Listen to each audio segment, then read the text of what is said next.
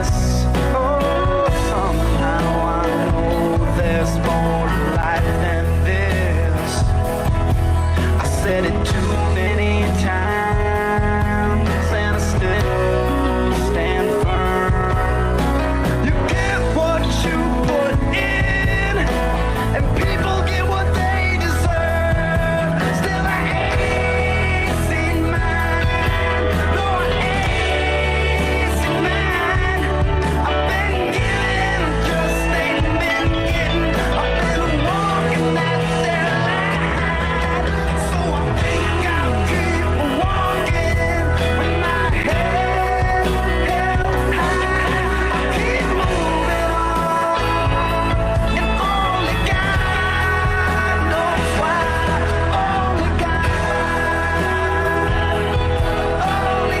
God, only God knows why. Only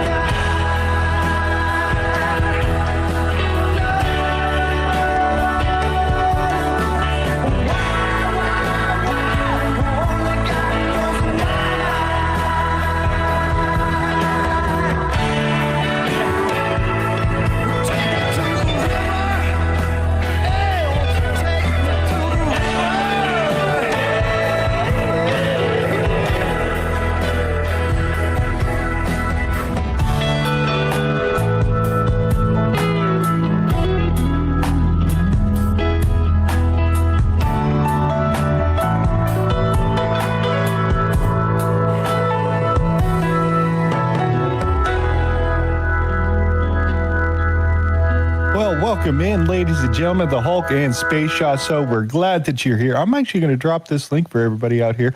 This next one out here. We listened to a little bit of Kid Rock coming in here. Welcome into the Saturday show here. He released this entire album free of charge over here. Kid Rock's greatest hits. If you're not paying attention, he is playing the Super Bowl party. We're going to talk about that just here in a little bit. I dropped that song list for you.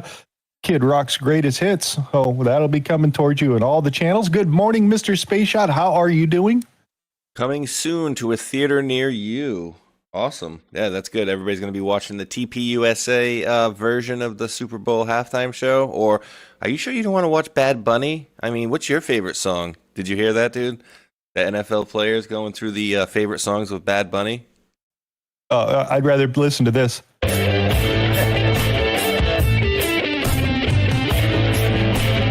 Of Kid Rock. I've been through town with the top left back, black hat, fine blind, cold Way better. Lapsed in my lap, I'll adapt to any and all situations. That's why they call me pimp of the nation. Hey, bitch, you best believe I live in the woods. Not Were you a Kid Rock song or a fan there, Mr. Spaceshot? Just wondering. Yes, I was. And yeah, I got a link for you, dude. And you're going to love this, especially, dude. You're going to absolutely love this. Because you'll see where I was going with this one here. Ready? Here you go. Dink. I don't even know where I left off. You'll thoroughly enjoy it since we're talking about... I mean, what's your favorite Bad Bunny song? I mean, mine is... You know, let's let the NFL people tell you theirs. Favorite Bad Bunny song? You know nobody got one. Favorite Bad Bunny song? I don't know no Bad Bunny songs. Favorite Bad Bunny song? I have no idea. Favorite Bad Bunny song? Don't know. I don't have one either. Favorite Bad Bunny song? I don't listen to Bad Bunny like that, but she got some his stuff. What is your favorite Bad Bunny song? I don't listen to Bad Bunny, so I really don't even have one, man. Right now on Kalshi, Bad Bunny has a 55% chance to sing Titi Me Pregunto as his first song. What is your favorite Bad Bunny song? Ooh, Titi Me Pregunto. Favorite Bad Bunny song? Wait. Let's just. What did he have to say about the whole situation? Who was playing Saturday or Sunday? Why did y'all decide to do this as an alternative? You know, I think really Turning Point read the room, and just at the end of the day, like people like Taylor Sheridan and Tyler Perry have. You know, they realize there's a big portion of this country, like it or not, that's underserved entertainment-wise. And, you know, we're just going to go play for our base, you know, people who love America, love football, love Jesus, and it's pretty much that simple. And, you know, of course, the media and the haters are going to try to detract from it. And I think I would like to get this point across once again when I say I think I speak for Turning Point and all the artists involved that none of us are approaching this with any hate in our hearts at all. It's just a love for our bass and love for music, our country, and everything else. Right. Are you surprised? I mean, they seem to be picking some polarizing acts for the NFL. Man, you know, if the NFL really were all about its stated goals and really, you know, wanted to take care of their fan base, and it seems to me like, okay, why not do things that are really right from those cities? You know, really celebrate the culture of any city they're in. And you know, there's a band that checks every single box from San Francisco by the name of Metallica. Also, some great rappers from the Bay Area, E40, Too Short. You know, I wish they would have done this in New Orleans with Lil Wayne.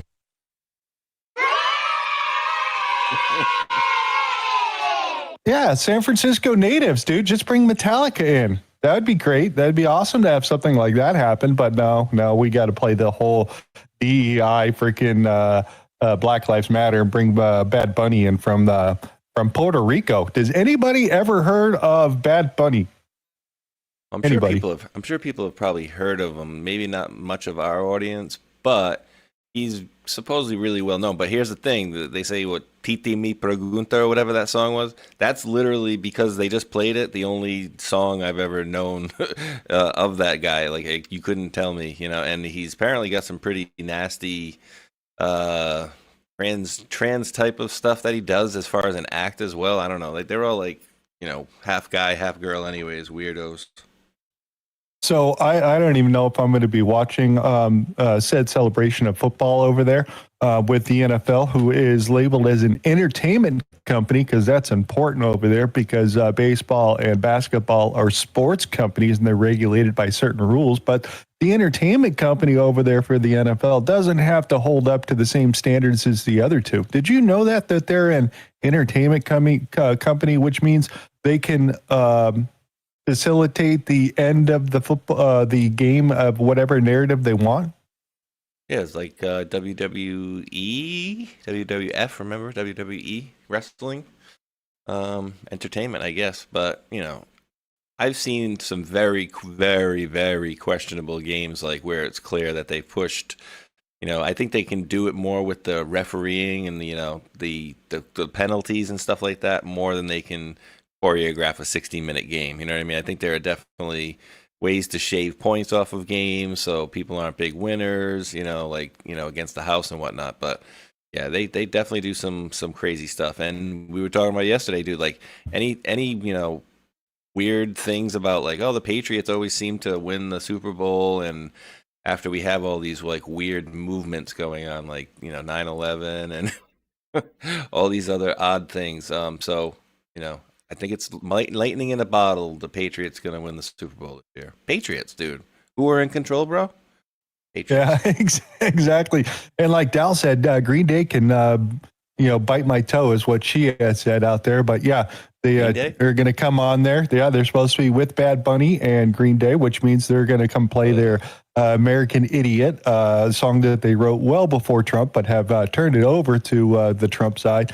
And says he's not going to listen to the MAGA agenda instead of the faggot America. In case anybody remembers the lyrics from that particular song itself, they have changed those. So, Yay, they're coming. You know, it makes me sad that I ever asked my mother for a Green Day CD when I was like 14. I don't even remember how old I was. Dookie or something like that? Yep, that would be absolutely correct out there. Dookie's another word for poop, right? Exactly. Oh, God. So I got up late, so which means I don't have a whole lot to look at, but Spaceshot says he's going to cover me. I was supposed to get up at an hour before the show, get stuff ready, and looked over, and the alarm wasn't going off, and it's like almost 9:30. So, yay. Dude, you want to hear crazy? Took my son to work, right? And I can remember him waking me up at like 9 this morning. He's like, "Dad, we gotta go. I'm gonna be late." And I took him to work, right? Came back home. I'm like, I set a bunch of alarms. I'm like, because again, he was up like hacking a little bit last night, same time in the morning. So took him to work. Remembered like, oh, Dad, we're gonna be late. Gotta get going. Had to shovel again because it's been snowing since 3 a.m. So I had to shovel a couple times, 3 times already today. And then after I took him, I'm like, set the alarms, lay back down, pass out, and then my phone went off like an alarm that I didn't forget. I didn't remember that I set. And dude, I got up and I bolted. I grabbed my jacket, I grabbed my boots, and I'm like at the door. And I'm like, Caleb, let's go. Oh, let's go. And I'm like, wait. And I look at the clock and it's like 10 o'clock. And I'm like, oh my God. Like, dude, I felt like I hadn't taken him to work this morning. That's how tired and exhausted I was. Oh my word. It felt so real too. Like panicked. You know, like when you're late for school or something like that, you're like, oh, that's what it felt like. Go. But yeah, but it felt real too. Like, you ever wake up on a Saturday, like when you were in school, thinking it was like a Friday or a Monday, like, oh, where am I? Oh shit, it's Saturday. Okay. Like that. Yeah, you ever woke up on a Saturday and slept through an entire hour of the show and then come on live and join your co-host? Yeah. I've done that numerous times. It's been a while though. It's been a while. I owe you one. Oh, that's just so funny. Did they say what he's gonna play for a song, a playlist, or how many songs? Because it's what, like half hour? It's gonna be probably 20 minutes, 23 minutes, something like that. They're less than a half hour because they got the commercials in and out on either side.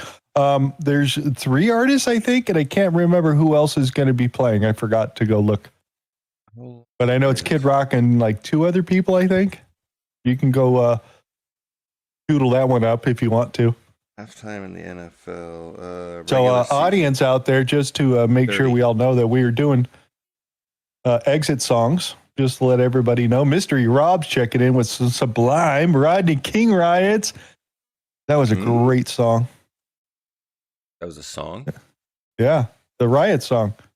Remember? Who sang it? Was it April 26, 1992? The streets were on fire. Where were you? It's a great song, dude. Great song. Don't recall. You don't recall this? Forward, with red lights flashing, time to retire, and then we turn that liquor store into a structure fire. Next up. You don't remember that song? No, sure don't. No? No, we're going to vote for that one right there. So Dominion votes right on that one. We are not influencing this song whatsoever. Tribute to 1992 LA Rodney King Riots. Can we all just get along? Can we all just get along? Kid Rock. See, like you like. I don't know about you and your musical taste, but you lived a very sheltered life and didn't hear a whole lot of these great songs that were coming out of California at the time. And I get a little confused on your upbringing. Oh, never was a big fan of.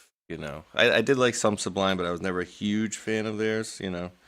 By the way, somebody put Iron Maiden right here. Iron Maiden, somebody's putting out a whole bunch of AI videos that look really cool on them and redoing all their old songs and stuff like that. So if you're an Iron Maiden song, definitely go for that.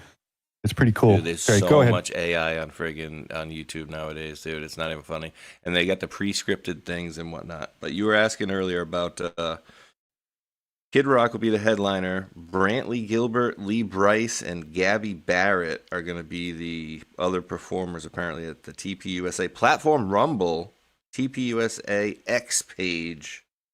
So we'll see. Yeah, I wonder if it might be a little country. It sounds like. Yeah, definitely. I wonder if they get some metrics on that versus how many people peeled off and watched that versus the actual halftime show. Oh, they will. That stuff will come out. You will see it. Probably 2 or 3 days after Super Bowl, that they will get the audience numbers about how many people are watching it and how it dropped during Super Bowl. It's coming. Yeah, nobody wants to see this stuff. Whatever the Bad Bunny and whoever the hell he's going to bring on with them. How about him? You think everybody's going to want to see him?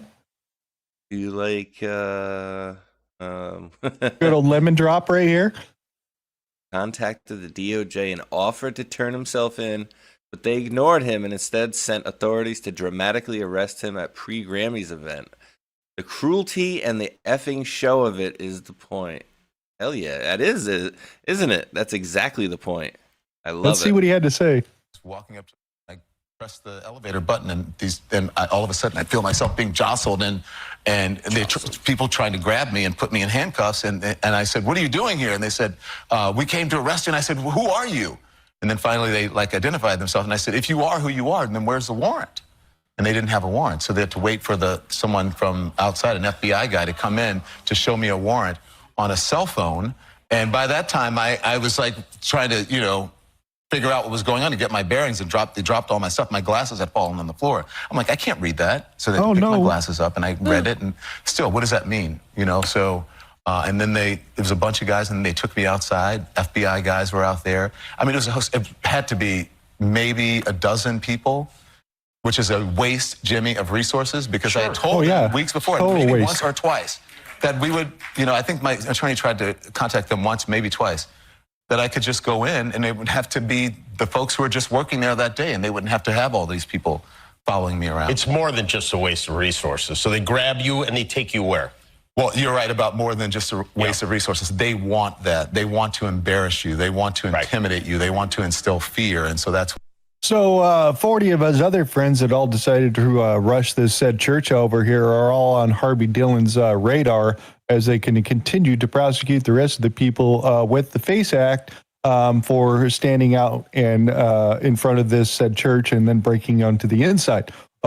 History repeats itself because we also had back under the Biden administration where father and son were silently praying outside of a abortion clinic, and they got charged with the FACE Act for quietly protesting and praying out in front of this. And they didn't go inside the building, didn't talk to anybody, didn't accost anybody, but they charged them for the FACE Act. I like it. He knew what was going on too. He knew they were going to go do something, go into some event, and he even said during one of the other things, like, oh, he gave the address to it. So he's like, I didn't know what I was going to go do. Don't smell his fingers. Yeah, don't smell his fingers. Do you like, we'll just say it nicely, do you like D, or do you like female body parts, or do you like male body parts? So that person in the chat remembered this slime balls, and that's a man or a young man. He did that too, right? I believe. Put his hands down the pants of a complete stranger, and asked he him put his pants down. He put his hands down his pants, and then took his finger and fortunately put it underneath the other gentleman's nose, right where his mustache would be, and says, "Do you like D or P? You like D or P?" D or V, but yeah. And so that's an upstanding individual right there. Just a slime ball of slime balls. Absolutely, glad to see him. Get anything bad happen to him, I'm here for it. I love it. So just remember, when you meet him, just go up to him and ask him if he's washed his hands. Don't point that finger at me. So let's get into this one right here. We got another kidnapping we want to get into, and I don't really know where to put this, but let's start here, Mr. Spaceshot. Well, it's probably Trump's fault, is my guess, but okay. If I had to, to venture a guess, it would be Trump for sure. St. James Heartline here writes, bombshell evidence uncovered in the Nancy Guthrie kidnapping.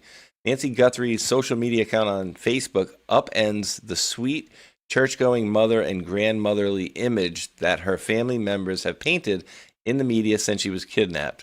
Nancy Guthrie is a rabidly anti-Trump, anti-MAGA, far-left Democrat, supporter of Antifa, illegal immigration, anti-ICE, against the federal government. Her lengthy list of Act Blue campaign contributions prove this out.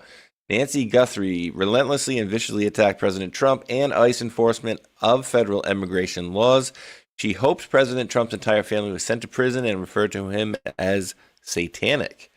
What's really significant about Nancy Guthrie's Facebook posts as it relates to her kidnapping is her obsession with supporting illegal immigration and her hateful opposition to federal ICE officers enforcing federal immigration laws. Why is this important?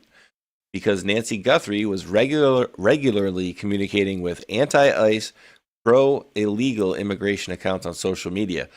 Being that she is the mother of an extremely wealthy NBC Today TV show host, it is very plausible that Nancy Guthrie was communicating with illegal immigrants and groups involved in hiding illegal immigrants. And this could have made her a prime target for being kidnapped by individuals in the Tucson area who are involved in human smuggling of illegal aliens and other crimes. Dude. Yeah, so nice lady, right? Church going, gives out cookies and stuff and helps out the little neighbors and all that. Oh, she's bashing Trump online and saying all this stuff. Trump and ICE murder victims, Alex Petita, who, if you guys didn't know, this gentleman right here was shot by two Mexican nationals. So obviously they're legal people inside the United States, but they were both Mexican that shot them, and then the other lady, that the girl that got shot, they were shot by a gay black man. Nice. Just to let you know, there was no white people shooting any of these people. There's two Mexicans and a black gay guy. Just saying, if anybody's keeping score about their type of ideology, who was killing what. I just thought that was kind of ironic there at that point. But look at those donations. Not employed. Are you surprised, anybody? $17.50. Dude, do you know what I was thinking as I was reading that post right there? And, you know, she's anti-Trump this. And so the first thing I thought was like, okay, they're going to blame it on Trump. But, dude, as I just read that, just popped into my head, I'm like, maybe they faked this thing. You know what I mean? Like, just have her go into hiding somewhere. You know what I mean? Just don't show your face around and make this big thing. And, of course, it's Trump and all his people went after us. And we like RBG? Yeah, I mean, geez, you know, got a lot of other things coming out too that we covered the other day about, you know, Epstein and stuff. And it's interesting that this stuff comes out now and it's kind of dominating the headlines. And it's like, well, people get kidnapped all the time. You know, not Savannah Guthrie's mother, but of course, people get kidnapped all the time. And I'm sure other people's families would like, you know, as many resources put towards this as their family. Exactly. I don't know where to put it, but she's still missing. The last I heard about it is that they did get a ransom letter note, something along those lines. It ended up being from somebody unassociated with said operation itself and was trying to grift the family with a bunch of money to send it versus crypto. And that guy got busted because he was using some of his own contact information. They went and arrested his ass and they're like, he has nothing to do with this. He's just trying to get money. I was like, oh, that's nice. Crazy shit. Dude, I wouldn't doubt anything at this point. I honestly really wouldn't doubt anything. I mean, any angle. Okay, so I went to found this. I'm going to share this with you, but Hans Gruber versus Les Grossman edit the internet is not ready for. So we're mixing up two movies here. Tropic Thunder, Les Grossman, and Hans Gruber from Die Hard. Are you guys ready for this little mix up? Because I didn't expect it. Okay. You ready? Here we go. Oh, wait, make sure audio is up over here. Audio is up. Unit 1, prepare entry. I'm on it. I'm listening. All units stand by for full bridge. I thought I told all of you I want radio silence until further. Who is this? Team's in position. Hey, Tuggernuts, I've got you on speakerphone. You know my name, but who are you? Just another American who saw too many movies as a child. Are you still there? Hey, let me tell you something, shitbird. How does he know so much? I've never even heard of your little agency. Who are you then? This is Les Grossman. Who is this? Let's just try to keep everybody calm, okay? This is Hans Gruber. Okay. I assume you realize the futility of direct action against me. We have no wish for further loss of life. First, take a big step back and literally fuck your own face! Excuse me? Now, I don't know what kind of pan-Pacific bullshit power play you're trying to pull here, but Asia Jack is my territory. So whatever you're thinking, you better think again. Otherwise, I'm gonna have to head down there, and I will rain down on a godly fucking firestorm upon you. You're gonna have to call the fucking United Nations and get a fucking binding resolution to keep me from fucking destroying you. Do you really think you have a chance against us, Mr. Cowboy? I am talking scorched earth, motherfucker! I will massacre you! I will fuck you up! This is your fault. You limey fuck! Pull down their pants and you spank their ass. Okay then. And let me do my job. Now on, my fist is going to be so far up your shithole that every time you ever thought it's going to have to tiptoe past my wedding ring. I have comrades in arms around the world languishing in prison. Great. Let me get this down. The following people are to be released from their captors. Oh, wait! I got a better idea. This is very kind of you. How about I send you a hobo's dick cheese? Pretty funny. We all have our bad days. In the meantime, and as usual, go fuck yourself. We don't negotiate with terrorists. I thought that was great. You gotta love Tom Cruise. The weirdo. He did a hilarious act with that one. As another note, not in the Epstein files. Yeah, weird. And Craig is what's his name there? McConaughey. He was funny. But dude, that was like how many different movies? That wasn't just 2 movies, that was like 8 movies.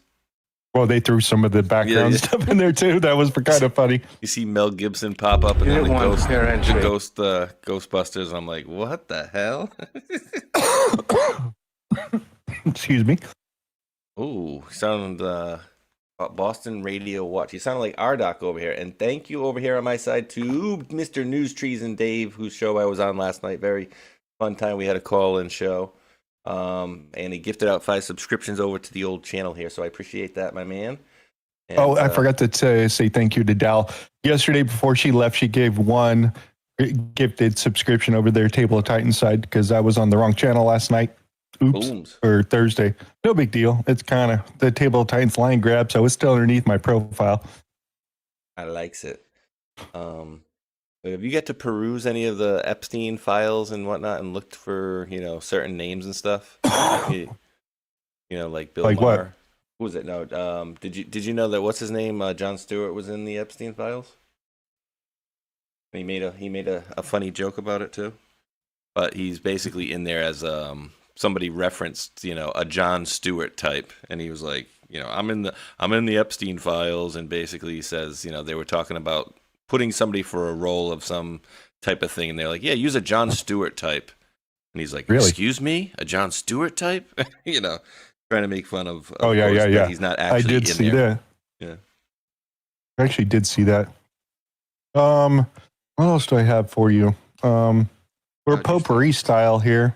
Oh, God. So some of this is left over from Thursday, and we're just going to keep going. What's that? Oh, God.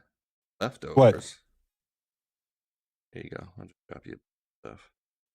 What else do we got? We'll just go through some of this stuff. Again, Border Patrol scaling back. They're not really scaling back to the Democratic cities over here, but we did get Trump saying basically that they were waiting for the Democratic cities to ask to have ICE come in. So I don't know if this exactly means right off the top that they're scaling back 100% of the Democratic areas and then let them do what they want. And then if you want help, we'll come and help out, but you got to ask and you got to say, please, and then we'll come in and help and restore order. But I mean, this is what the Democrats want. They don't want them there. Don't arrest them. We want to leave these people here. We're never going to come and ask you to show up. So I don't know exactly where to put that particular deal because of the recent ICE murders as they're playing those type of thought process up in the news cycle.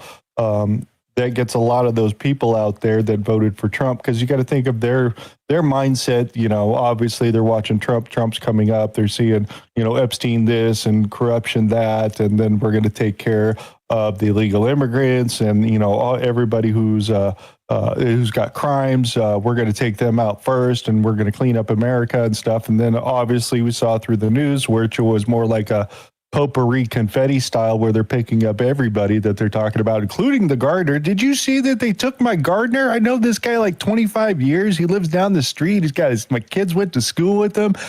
He's an illegal immigrant, but he's a cool guy. I really like the dude. They arrested him and his wife and took him out of the country. You could start seeing how that is plied up because I voted for Trump and he said he was going to get all the illegal gang members and the people that are doing all the crimes and all those people in my area. They didn't get any of those guys. They got the guys at Home Depot. You kind of see how they're playing up on top of this, pulling on the emotion side, which we all know right in the end of them. If you're a legal immigrant, you're out of here.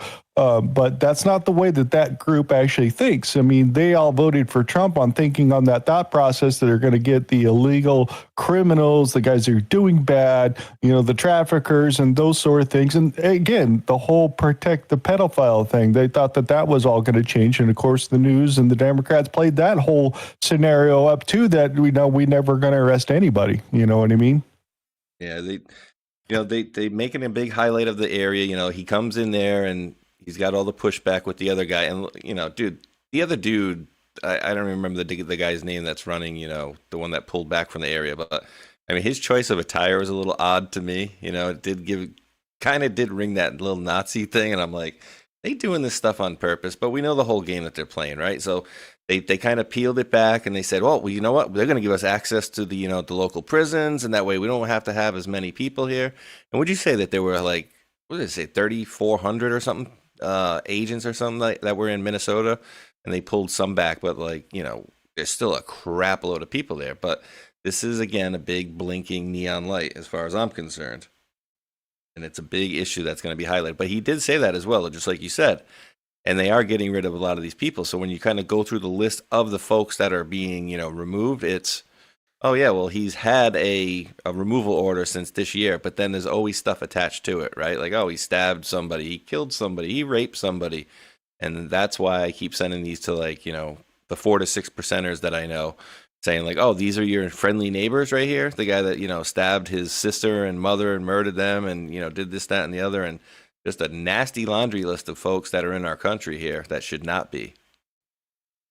So, if you think about it the other way, that if he's saying these sort of things, and, what you're going to have to ask for permission, because we know that he is instituting the cuts into the Democratic areas, that if you're not going to facilitate law enforcement and agreeing with what ICE is going to do, like Minnesota has done, because they got their hand caught in the cookie jar because they were basically the slush fund for the Harris presidential run, which he is trying to do it again, but I don't think that's going to last very well.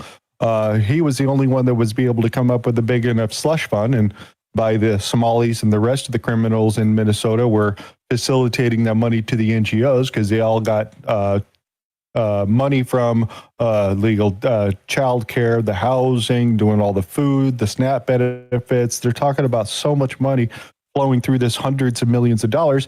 They take a little cut, send it back home, and give a little cut to the Democratic Party to make sure they keep themselves facilitated and they can run for that election and really push back against Trump. And again, they're a well-oiled machine. This ain't nothing new. They've been doing this for a long, long, long time. It's just that they got caught. And then, I'm looking at the numbers over California because they're going to turn that fire hose on California and Arizona. I'm sure California is going to be next. I had no idea that, Van Nuys, California is the number one spot for convalescent homes that they have for the older people that were there. They spend like 16% of the entire budget for Medicare just in Van Nuys, California. The entire budget, 16% of the entire budget that they spend for Medicaid reimbursement goes to Van Nuys, California, for the entire country. I was like, holy shit, that's a crap load of money. So they're doing the same thing they were doing in Minnesota, just over here in California. And the guy went and did the math because he looked at the population growth and looked at the census and how many people are actually alive and how old they are and which ones are going to be on Medicaid, this, be that, whatever it might be. And he's like, dude, they're flushing the system by like 8%. It should be like 9 or 10, and they're at 16 of the entire budget. So crazy. Got the hand caught in the cookie jar. It's coming. Damn, and you guys got that high-speed rail that's not working, and then what is it, the other one, the train to nowhere? Did you hear? Did you hear the high-speed rail caught on fire? Because obviously they took the $4 billion back and says, guys, give us our money. We want our money back. And then Gavin Newsom's out there doing the shtick on the freaking soapbox saying, no, high-speed rail here, look, this and that, and independent, blah, blah, blah. And then the high-speed rail, concrete thing caught on fire for some strange reason. Don't worry, none of the track was actually damaged because they haven't laid one piece of it in 16 years. And it was only supposed to cost like $800 million to put the entire thing in, but now we're in at $4 billion with no track. So, yeah, I think he's a little scared with the DOJ coming down and start poking questions on what's going into California's money. Plus, he's trying to run for president. So there's that. Good luck with that, dude. I mean, that's going to be, and I've heard, you can only just assume too, right? Like Minnesota versus California, like the fraud I would think is going to trump, no pun intended, is going to trump, Minnesota's fraud by like many times over. And then I hear it's just as bad, if not worse, up in Canada. So it's not just here, and we've covered it 2 weeks ago where, same thing's happening in Sweden, right? Like all these other countries too. So it's not a model that's like something that they just stumbled upon. They've known it, they've worked it out, and they've game planned it. So yep, they got their stuff together. Like you've always said, they kind of work a little bit better in lockstep than our side, unfortunately. I mean, we're getting organized. I mean, there's nothing really wrong with it, but I think their demonic thought process is a lot more aligned than it is with the Republicans in the thought of God. So if we're going to put it together with some sort of religion, they stand with their own, just kind of like the Jewish culture's Democratic Party. They don't care. They're going to stand with each other no matter what. Our side will call each other out because we don't play those games and we're tired of all that bullshit. We'll burn our own. Factual. Whoa. Did you see the funny picture of Epstein walking through Israel with long hair and all disheveled looking? No, I hadn't. I need to go get a refill of coffee. Can you give me 30 seconds? Let me go run downstairs. Sure can, absolutely. I'll be right back. So, I'll get Hulk to pop it up on the screen when he gets back, but so I'll pull it up in a little bit here too as well. So there's an image that maybe you guys and gals out there have seen, right? Oh, look, it's Jeffrey Epstein with long hair, looking all mangy. But there's some, Israeli street signs behind him, and the piece de resistance of the picture was the guys that were flanking him that had the little rubber in their ears, right? Denoting that they're like intelligence or like Secret Service type of people, essentially security watching over old Jeffrey Epstein in Israel. And I got a couple of problems with that picture because in my humblest of humble opinions, that is another AI. And not only that, just because you can see a lot of times, and I can't read, Hebrew, but people are saying even in the chat, like, there's just like AI always does, they mess up the numbers or the letters in a sign, or they mess up some fingers, and they are getting better. But I got a problem with that because remember, this guy was like the biggest narcissist going too. Do you think he would allow himself to pop this up on the screen, like to be walking? All right, back. Yeah, did you see that? I'll drop it so you can just show the folks too, because I think it's obviously 100% AI and it's been proven out. There you go. And I think besides the fact of if this dude's in hiding or not, he's such a narcissist. I don't think he would allow himself to look so like disheveled and look like a friggin' homeless person kind of, And then there was which AI, one am I grabbing? I think I put it did I put it in our links here? The very bottom is a follow the pen check. Oh yeah, that's good for later. So sorry, this one. But yeah, it's like I don't think he would allow himself to even look. That's Gary Busey, dude. What the hell are you talking about? That's Gary Busey. Don't get it all confused and stuff. That's one on a good day for Gary Busey. I had to clear my throat there, but yeah, they cropped it out. There was like weird stuff with the feet, and so it's clearly a fakie. So, but again, not to say that the dude's not alive or who knows what they did with him, dude. Do you see all this stuff? I think you dropped some stuff back and forth with me about the gaming and how he's his account essentially locked on to some Gaijin.net or whatever a year after he supposedly died, which is an issue for more than one reason. Well, the one thing we do know about the gaming thing with the Fortnite deal, somebody basically changed their Fortnite account to what supposedly the email had shown. So Fortnite came out and said that, yeah, that's a longtime user not associated with Epstein. They changed their contact information to reflect what was in the Epstein thing to think that they were those types of people associated with that. So that all got changed there recently. But he has been, see, like here it is, the open image. Here, you could read that.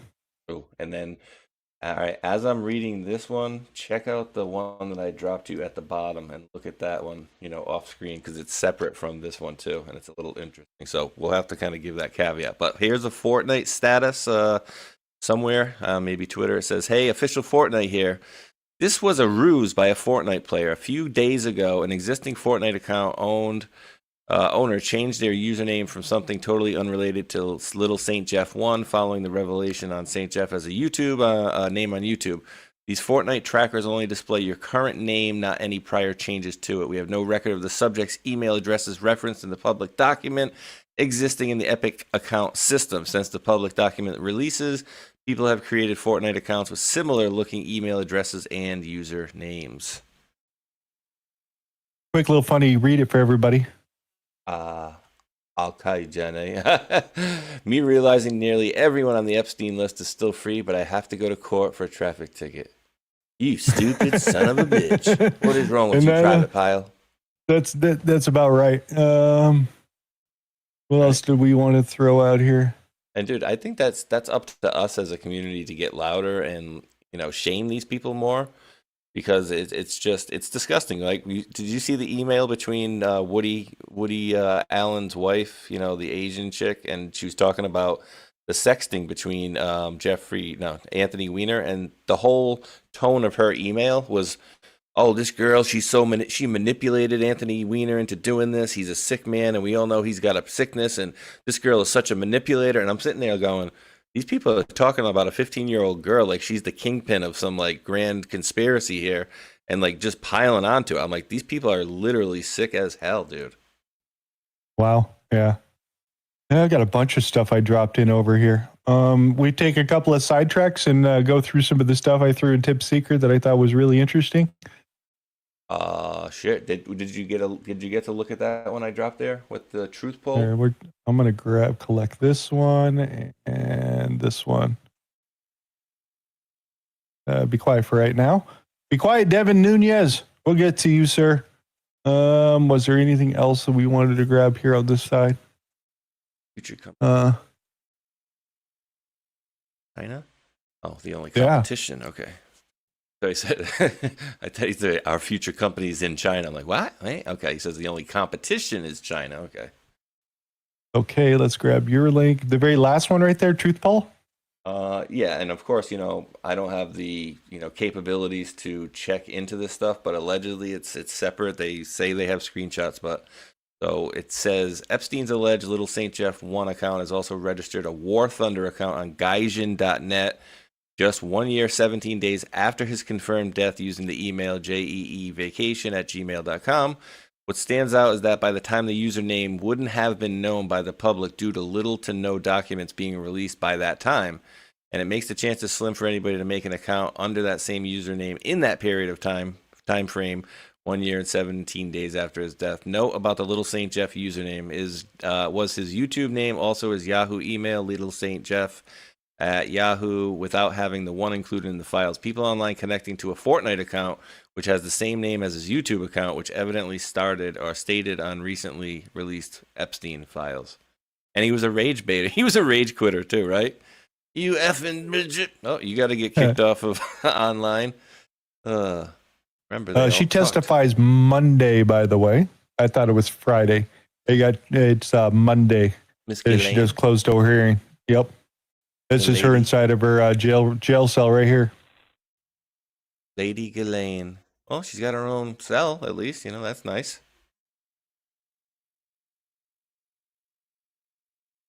Is really footage of her? They just drop random footage of... Yep. U.S. Department of Justice. I could make that, but... It was inside the release. So he was watching her, perhaps.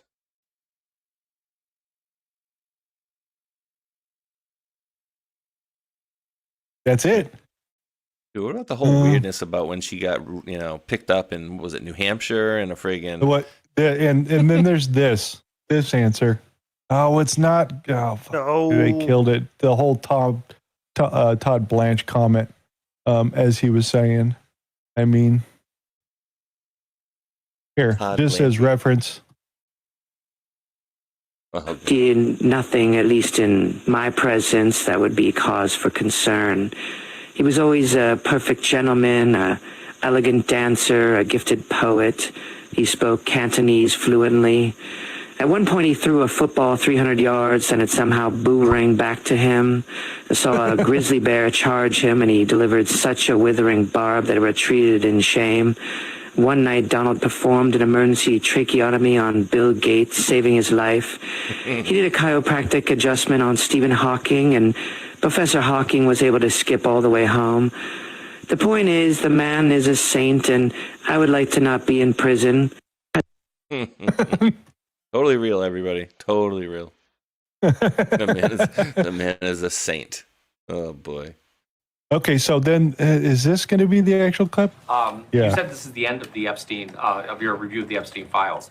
So just to clarify, is the public going to learn the identities of the men who abused the girls with the information that you're releasing? And if not, why not? And then I have a quick follow-up.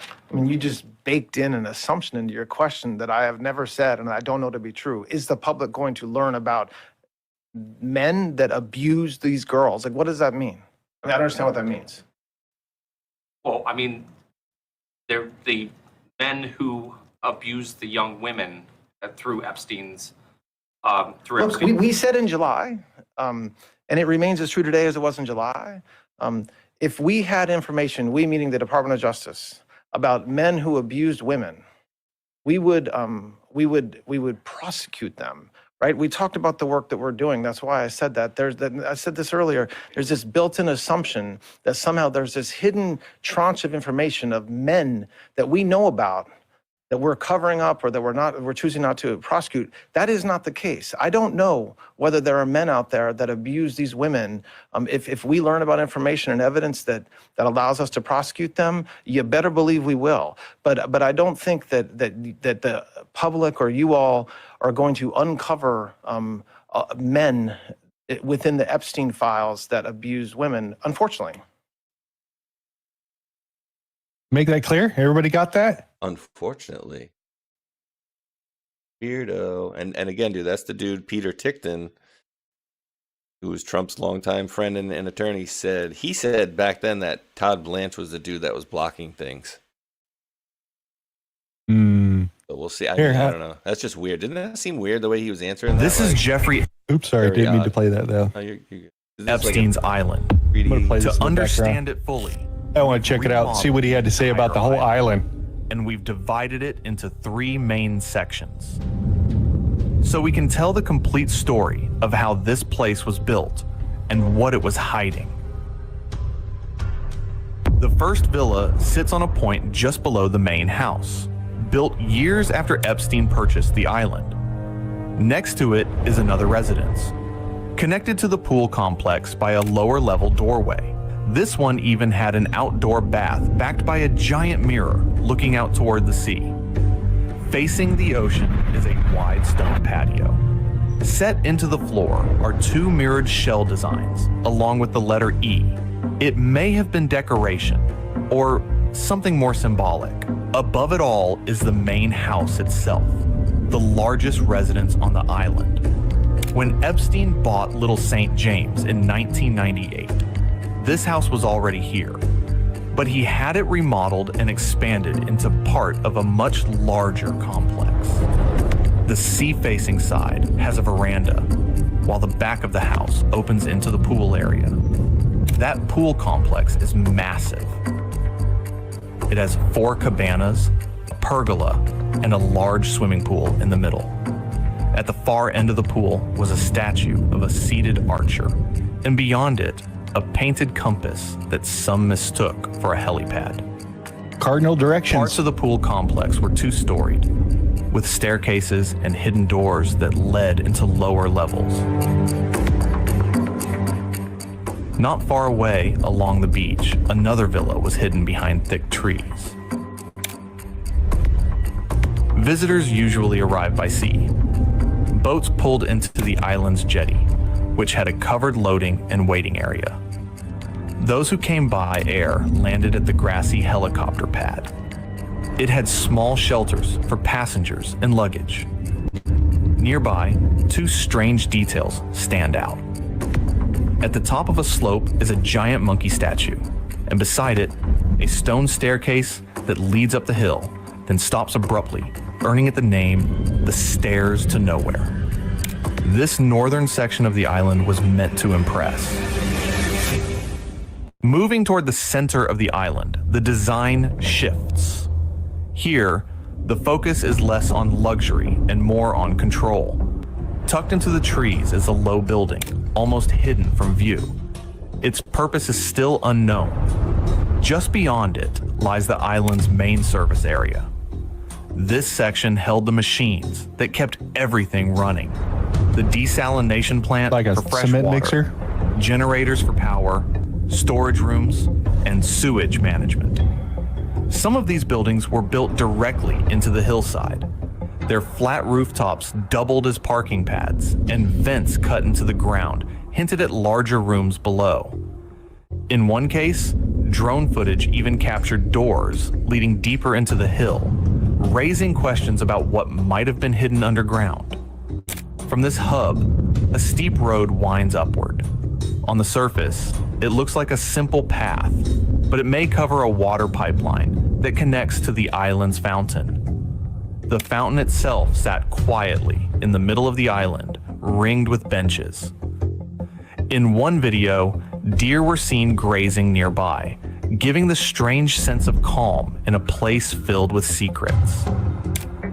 Closer to the southern edge of this section, a massive sundial stands. Once, it was surrounded by 13 brightly painted benches. Some say representing the 13 ruling bloodlines in conspiracy lore. The face of the sundial resembles a Masonic design, another detail that fueled speculation. Nearby, smaller structures dotted the coast. One open-air cabana seemed to have massage tables beneath its straw roof. Another beachside building, now only ruins, may have been for changing clothes or toilets.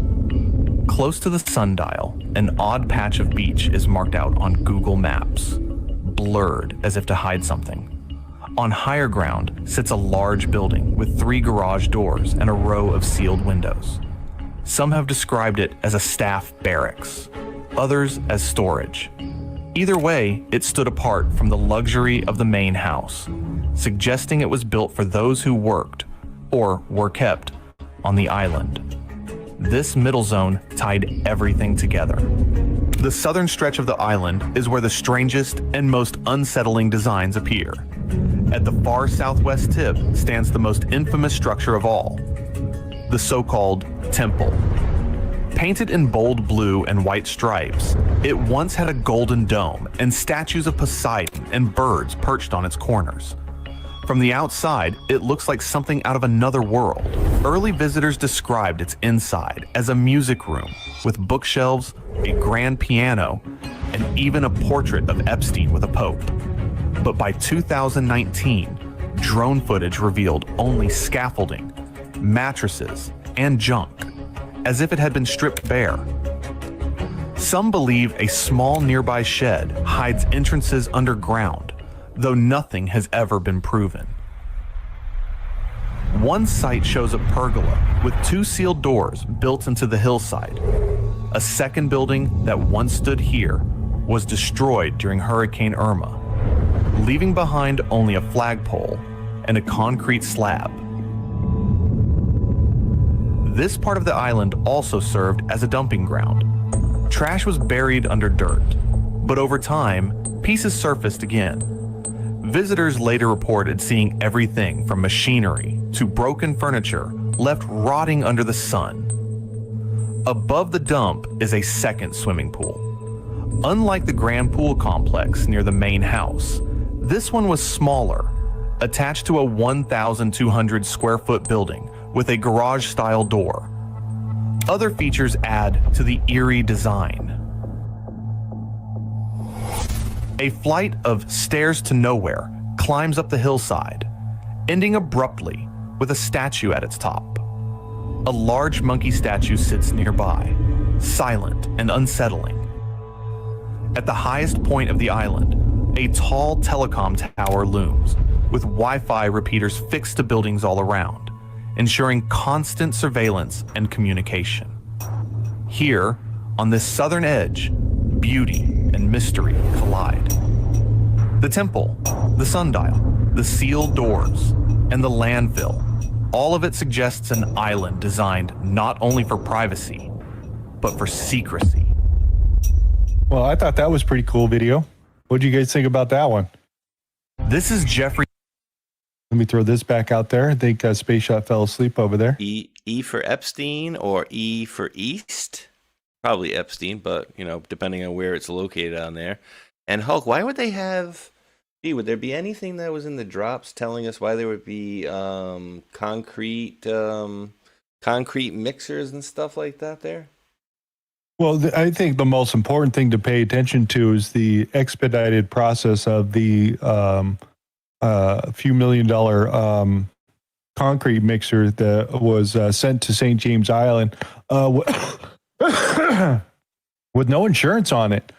Ship it no matter what. We want it and expedite it as fast as you can. We can't do it that fast and we won't be able to insure it. That's absolutely fine. I will pay extra. And then supposedly we had, $26 million of concrete poured underneath the island? Yeah, it's 20 plus million to take care of those. It says, welcome to Epstein Island. This is $33.99. Ask yourself, is this normal? What does a temple typically symbolize? What does an owl symbolize? Dark religion. Tunnels underneath. How many channels captured on RCs? Rachel Chandler's pick. Rooms indicate size. Hallway shown. Classified 1 through, or class 1 through 99. Symbolism will be their downfall. These people are evil. I just pulled up tunnels, so there's a bunch of different ones. And smoking can be bad for your health. Read the warning label. D-board train. Oh, that was for Maggie. That was different. Yeah, Maggie Haberman. Different tunnel.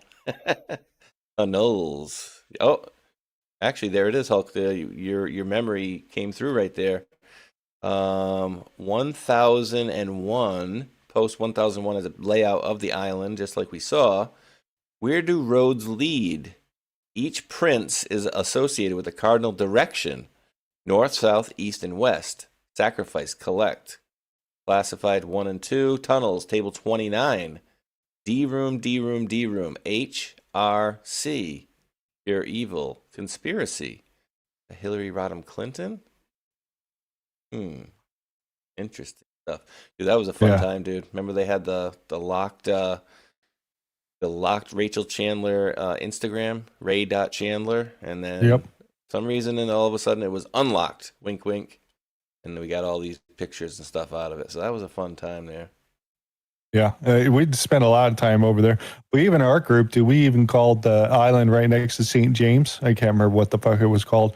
Our little group figured out because they said that St. James Island was on fire or whatever, and Epstein's burning his shit. So we called the local pizza place, and they're like, no, dude, I can see it right out the door. The island's not on fire. And then we called the local news agency, whatever it was, the local paper or whatever it was, and then spoke to them and asked them if they had heard about any of this stuff or any fires, anything like that. And they said, no fires. And you had another island nearby that was bought by, was it Joe Biden's brother, or was it Joe Biden that sold he owned it to his it, brother? a piece of it. Yeah, he parceled it out, right? He owned a small piece and then sold off of it, and that's supposedly had a World War II submarine base built into the island in the 40s. Gee, who could Stuff they like have fly a submarine or drive a submarine or any of these underwater vehicles? Old Ghislaine, she was a pilot, underwater pilot. She could drive anything pretty much. Yeah, they had a patent for underwater drone technology to kill people. Like a killer sub, yeah. They had the patent for it with Terramar. Not doubt it. I would not doubt it at all. What else do we got in here? Do I have any more Epstein stuff in here? I don't think so. You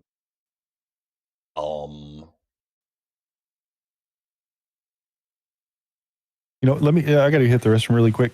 Give me a quick 30. Okay, Jade. Oh yeah, actually, Hulk. I was gonna say, maybe are you there still? Play this for the folks. I don't know how long Yes. it's gonna be. I'll drop it down the bottom. Maybe you can say this. Shite. I just dropped two. Yeah, I just dropped like. One at a time. Yeah, I know. Hold on. This one. Just this one. That bad boy, and then I think it's not very long video, but at least they'll be able to look at something. Oh, it's 3 minutes. I'll give you plenty of time to go pee-pees. Let me turn it up. Oh, the island thing. Yeah. I'm going to crank down the sound. When I first saw this video, it reminded me of the ones that are in the White House. They're the same way as this.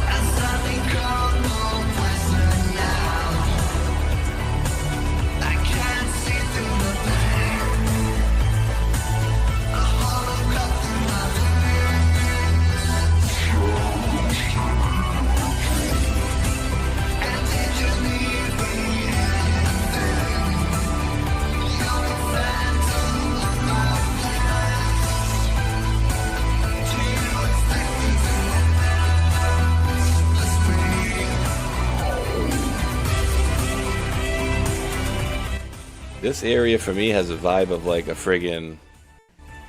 That's got the vibe of like the Vanderbilt pool. And dude, it's like they're so far underground here, and this stuff had. How long has that been there for? You know what I mean? Do we know the exact area this said video? No. So the post says, the men that are inspecting underground tunnels. One of the shirts of one of the men says Department of, and it says NY City DEP. So that'd be Department of Environmental Protection. But yeah, Department of Water.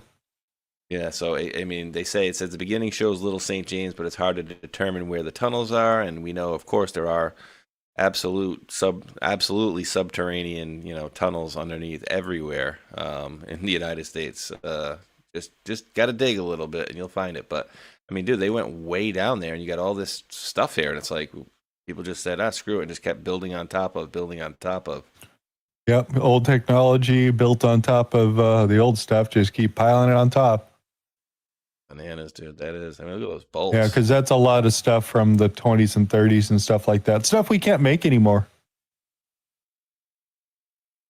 Like, why were they so interested in, why was he so interested in looking on, into tunnels and stuff? And, we hear that they maybe stash people under there, A lot of weirdo stuff these people are into, brah. Lots of weirdo stuff. Lots of weirdo stuff. But yeah, I think it does. It does come back to us, dude. Like the fact that people are like, oh well, I know this person's in there. When I know this person's in there, I got pictures of this person next to young girls and stuff. And it's like that should be enough to be, shaming these people, to hell and back. But of course, it's like, no, we need to see I need to see the video of it. Like clearly, that girl is too young to be next to Bill Clinton and all these other folks. So. Shame. We need to do a better job of shaming. What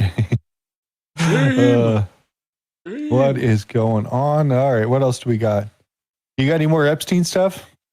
I mean, we could go down and we got Epstein links. I mean, we could pull up his link and we can search whatever you want to see if you're in it. Whatever you want to go into is fine with me. You want to do that? You want to search our names, Spaceshot and Hulkanator, see if we're in there? Let's see, Epstein, you got data sets, file viewers that people made, and we've seen those things. So, yeah, I mean, I think the Epstein stuff is, actually, no. Yeah, you definitely need to, for whatever this is worth here you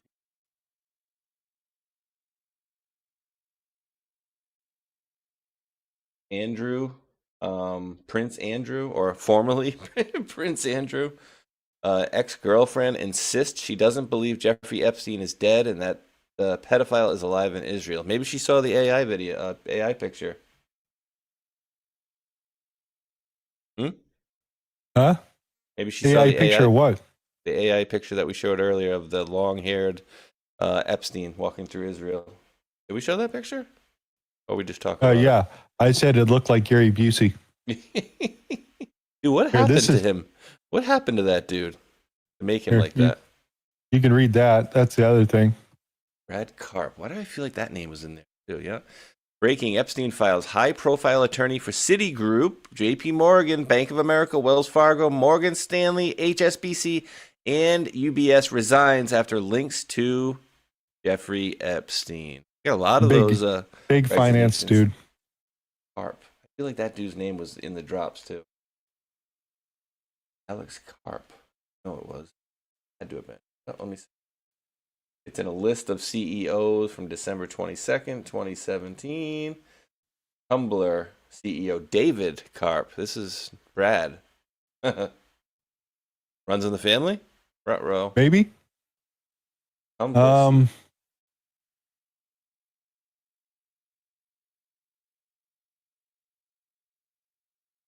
And we're going to need to look at that later. Some of the more recent. That's fine. Sorry, I'm going through my links and go, oh yeah, I wanted to talk about that. That was Mike.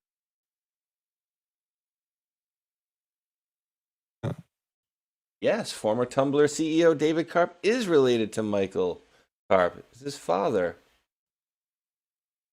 Film and TV composer. How about that? Very interesting. Hulk, are you still there? Are you awake? Yes, I'm going through my links over here on the left. Just see if I had anything really. All right, let's keep going. I got a whole bunch of other crap. Where do we want to lead off with? Guess Vance is going to pick up the anti-fraud deal. So we did pick up that special counsel dude out of Missouri who is leading the election issue against Fulton County, and I think it's 94 other counties that they're looking in for the election stuff as they're pushing this through. So Fulton County was going to be first. It looks like Vance got tapped for the anti-fraud task force themselves, kind of be the face of that thing, kind of what they're doing with Tom Homan and doing the ICE enforcement over there in Minnesota. So I guess him and Gavin are going to be going head to head. We know they're going to be stacking a bunch of shit on Vance over here for everything that Trump did. Once we get past the elections of the midterms, well, it depends on how that's going to come out there, but they're definitely going to set the narrative and have the what I'm going to call 2028 surprise that he'll have to react to. That they're not sure exactly how it's going to go down, but those are talking points we're hearing as they're instituting to make Vance look bad because of Trump and that sort of thing, and pick whatever on the other side is going to be actually winning for the Democratic side, because you got Gavin and we got Kamala trying to step back in there. It doesn't look very good, dude. It doesn't look very good. I mean, dude, he's going to be basically investigating fraud in a state that's run by what's going to be his future competition. And like you said, dude, we could point to like 5 things right off the bat that Gavin is no bueno for. So, So you mean Sparkle Beach Ken? Oh God, Hansy, Sparkle Beach Ken. He's so animated. So animated. He is like the stiff dude. And I gotta say, dude, that Bessent's his what do you call him? He called him basically that dude Patrick Bateman there of American Psycho. Like, dude, I can see that for sure in him. I could see that dude being like just turning off the camera and be like, all right, now we're gonna cut you up. Like nut job. I could absolutely see that dude being a freak job for sure. So that's California there. Also talked about how Lee Zeldin has stepped in there, and they're going to be surging the certificates that the local people need to basically start rebuilding their house out. They're going to start going that direction and bypassing Karen Bass and the rest of the LA County area there. If you're paying attention to her, that report of the fire came out. We also have the insurance companies joining on the homeowners, saying that it's all California's fault, so they're all being sued all at once, but it's not looking good for them. And plus all the fraud money that they wasted away on the Palisades concert, the $100 million that disappeared. So they're definitely looking into all that. And Karen Bass is getting a little scared because people are going to be running against her. What's the dude? Spencer Pratt is the actor's house who burned down, who's been outspoken, is going to run against her. And he's already been talking with the IRS, says that they're good friends with him. And he has given forth a bunch of evidence so far about the things that he's found out about the fraud in California for trying to get some of these houses rebuilt there. He's bringing that stuff forward. If he wins the election, he wants to do an entire audit of LA County to see what the hell, or LA City to see what the hell was really going on, and bring forth that information to the Trump administration. And never mind the fact that they just had their first primary, and the 2 leading Republicans on our what do they call that? Where they pick the 2 best candidates out of a group. So we vote for 2. Yeah. Well, if it's 2 Democrats, 2 Republicans, whatever, it doesn't have to be opposing parties in California. They just pick the 2 that have the most votes. And recently it had always been Democrats. And now we've got the Sheriff Bianca, and I can't remember the name of the other dude. I can't remember his other name. I'll think of it off the top of my head. But they're both Republicans, and they're both winning over anyone else that's there. Steve Garvey? No, it wasn't Garvey. He was for the Senate seat against Adam Schiff. That the election he also lost. I got to tell you, that whole situation is quite screwed up, and that situation with Bass is quite fishy. I had to play the horn for my own for my own stupid joke. Or I knew you would. Yeah. Are we awake? Yeah, ladies and gentlemen. How's the snow? Snow's still coming down over here. Nice. Put your temperature. If it's sunny, raining, wintry, what do you got? It is currently, let's look. Let's go bring up the good old temperature here. It is in California at, where are we at? We're at 68 degrees, going to be 79 today as a high. Nice and warm out today. At 54% humidity. We're winning. It's currently 24 and snowy. A balmy 24 degrees. And Tweedle says, I'm still waiting for the snow to melt. Yeah, and I don't know what the hell's going on with New York over there, but they had piles of trash and snow for a few days. Steve Hilton is the other guy. Thank you, Chris Souse. Oh, I got something. There we go. I just put it in the chat. In my chat, 34 degrees and snowy. Speaking of New York, what's that? You're gonna love that one. It is a cell phone guy, Tony Saruga link for you.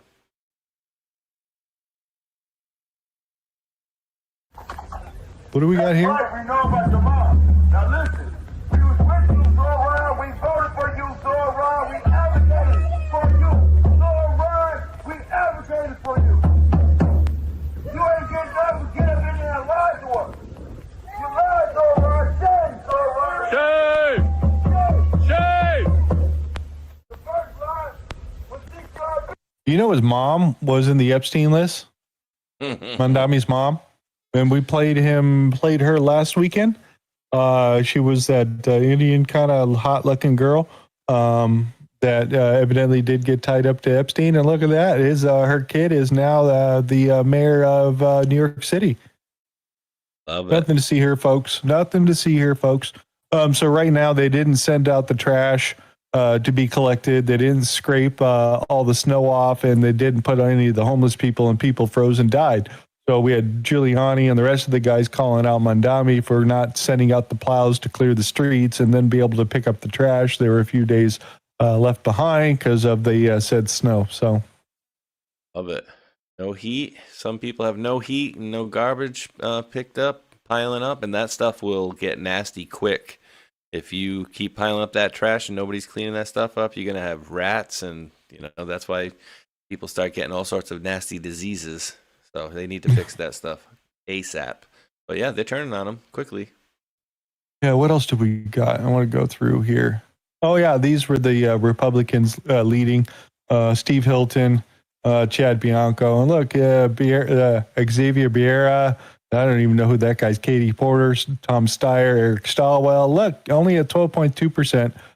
So Superstar is not going to become... oh, God, I hope he doesn't make it, dude. That would be so bad, dude, for California if Eric Fartwell got lead. Always got that, and I don't say it just because he shouted himself on live television, but he always has that look like he just shit his pants or something. He always has that like shisty, shady look, like he just did something he shouldn't have done. Exactly. That was the fire deal with Bass, where everything's blaming her. And she tried to soften up the report. Now, the insurance company, this is a huge thing because the insurance company is like, yeah, we're not going to pay out and we're going to enjoin the lawsuit, but the defendants for all the homeowners for the 7,000 homes that got burnt. Oops. That's huge. Huge. They don't want to pay it.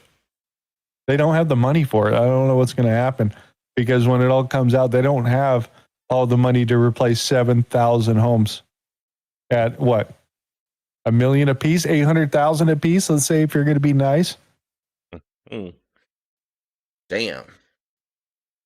That seems to be not even just only the only problem though, right? Is the other issue is that they're not like giving permits for these people to rebuild and whatnot, and because they don't want them to rebuild on their own land. They want to make some nice, what is it called? 10-minute cities or whatever the hell they're called. 15-minute cities. Okay, what else do we want to get into? Okay, this depth thing coming up with the EPA, because even Trump was talking about a few days ago. He is coming up with a new set of rules to be instituted in the United States to peel back a lot of the carb stuff that came out of California. So the whole depth fill-up thing is going to basically disappear. We're not going to have any more of those on the current model year vehicles. I thought it was going to fall into 2026 with some of the changes, because we have seen military vehicles, Fords, Chevys, diesels, stuff like that showing up without smog stuff on the bottom of it. Is quite interesting to see bypass plates and straight exhaust. They still have to adhere to some standards, but they will not have to do any of the weird auto start stop bullshit, depth stuff, smog requirement. It is still have to be fuel efficient. I mean, they're still going to hold back to those types of laws themselves, but anything that's like cumbersome about keeping power and performance versus dollar amount is going to change. So they're balancing that out pretty quickly. So yeah, DEF is out. It's disgusting. I mean, the whole thing's disgusting, dude, right? And like, I know you guys in California are as bad as we are here in Rhode Island, where not only do you have to get a safety inspection on your car every 2 years, and you need to get no safety inspections required here in California. Only emission standards. only the smog, which is always the worst part, right? And so I feel like a lot of people always get taken advantage of. So, especially ladies in the chat, yes, they do unfortunately take advantage of some people there. Just remember, whenever you go for a quote safety inspection, if they tell you like, oh, your brakes, they probably need to get replaced pretty soon. It's not about like, oh, your brakes need to get done pretty soon. Is your car safe or not safe? It's like, no, that thing's not safe. You need to, your tire's about to fall off, or that's not safe. It needs to be fixed. And that's how they kind of get a lot of people. They have that power to give you the sticker or not, right? And so that's become a lucrative side business with a lot of these people too. It's like, oh, I'll sell you a sticker for $200. That way you don't have to go put a $1,000 catalytic converter on your car. You know what I mean? It's bananas. Yeah, because the crack addicts keep stealing them every week. dude, they hit up this was like going back 10 years ago. They hit up a couple of GMC dealerships, and they had these old bread loaf style, because they look like the shape of a bread loaf, and they were going for at the time like $250. Our place was buying them for. This place hit up, I don't even know how many. One guy had a Sawzall, the other guy was following him with a bag, and just boom, grabbed them, put them back into the bag, and they made out like bandits. And yeah, a lot of crackheads were doing that stuff, dude. And then you got legitimate people that go out and harvest these things, make really big bucks. A little pickup truck worth can be, dude, it could be huge money. I've seen people come in with pickup trucks with just random catalytic converters trimmed so you don't have big pipes everywhere, walking out with a check with like $30,000. Like, what? Damn. Yeah, dude, it's a lot of money for that stuff, because stuff used to be, $100, $200. Now those same $100, $200 are $300, $400. Craziness. All for some metal. Yep. So I thought this was interesting here. We'll play a little bit of this over here, because they had Tesla and also Waymo over here, because they're asking about their self-guided vehicles here. And Waymo said this. Let's see if it's in the beginning. Yes or no, does Waymo employ humans located remotely to help its vehicles navigate difficult driving scenarios? Senator, they provide guidance. They do not remotely drive the vehicles. As you stated, Waymo asks for guidance in certain situations and gets an input, but the Waymo vehicle is always in charge of the dynamic driving task. So that is just one additional inputs. But the human being helps the vehicle to navigate those difficult driving scenarios. Is that correct? Yes. Okay. So are all of these human operators located in the United States? Are they all here? No, we have some in the U.S. and some abroad. So how does that break down? What percent are abroad? Senator, I don't have that number for you. We can get back to you. Is it a majority or abroad? I just don't have that number. Well, that's very curious that someone who's running the program has no idea how that workforce breaks down. It just seems kind of curious that you don't know that answer. But are some of these operators located outside the United States? Yeah, some are located abroad. Yeah, and so for me, that's fairly shocking.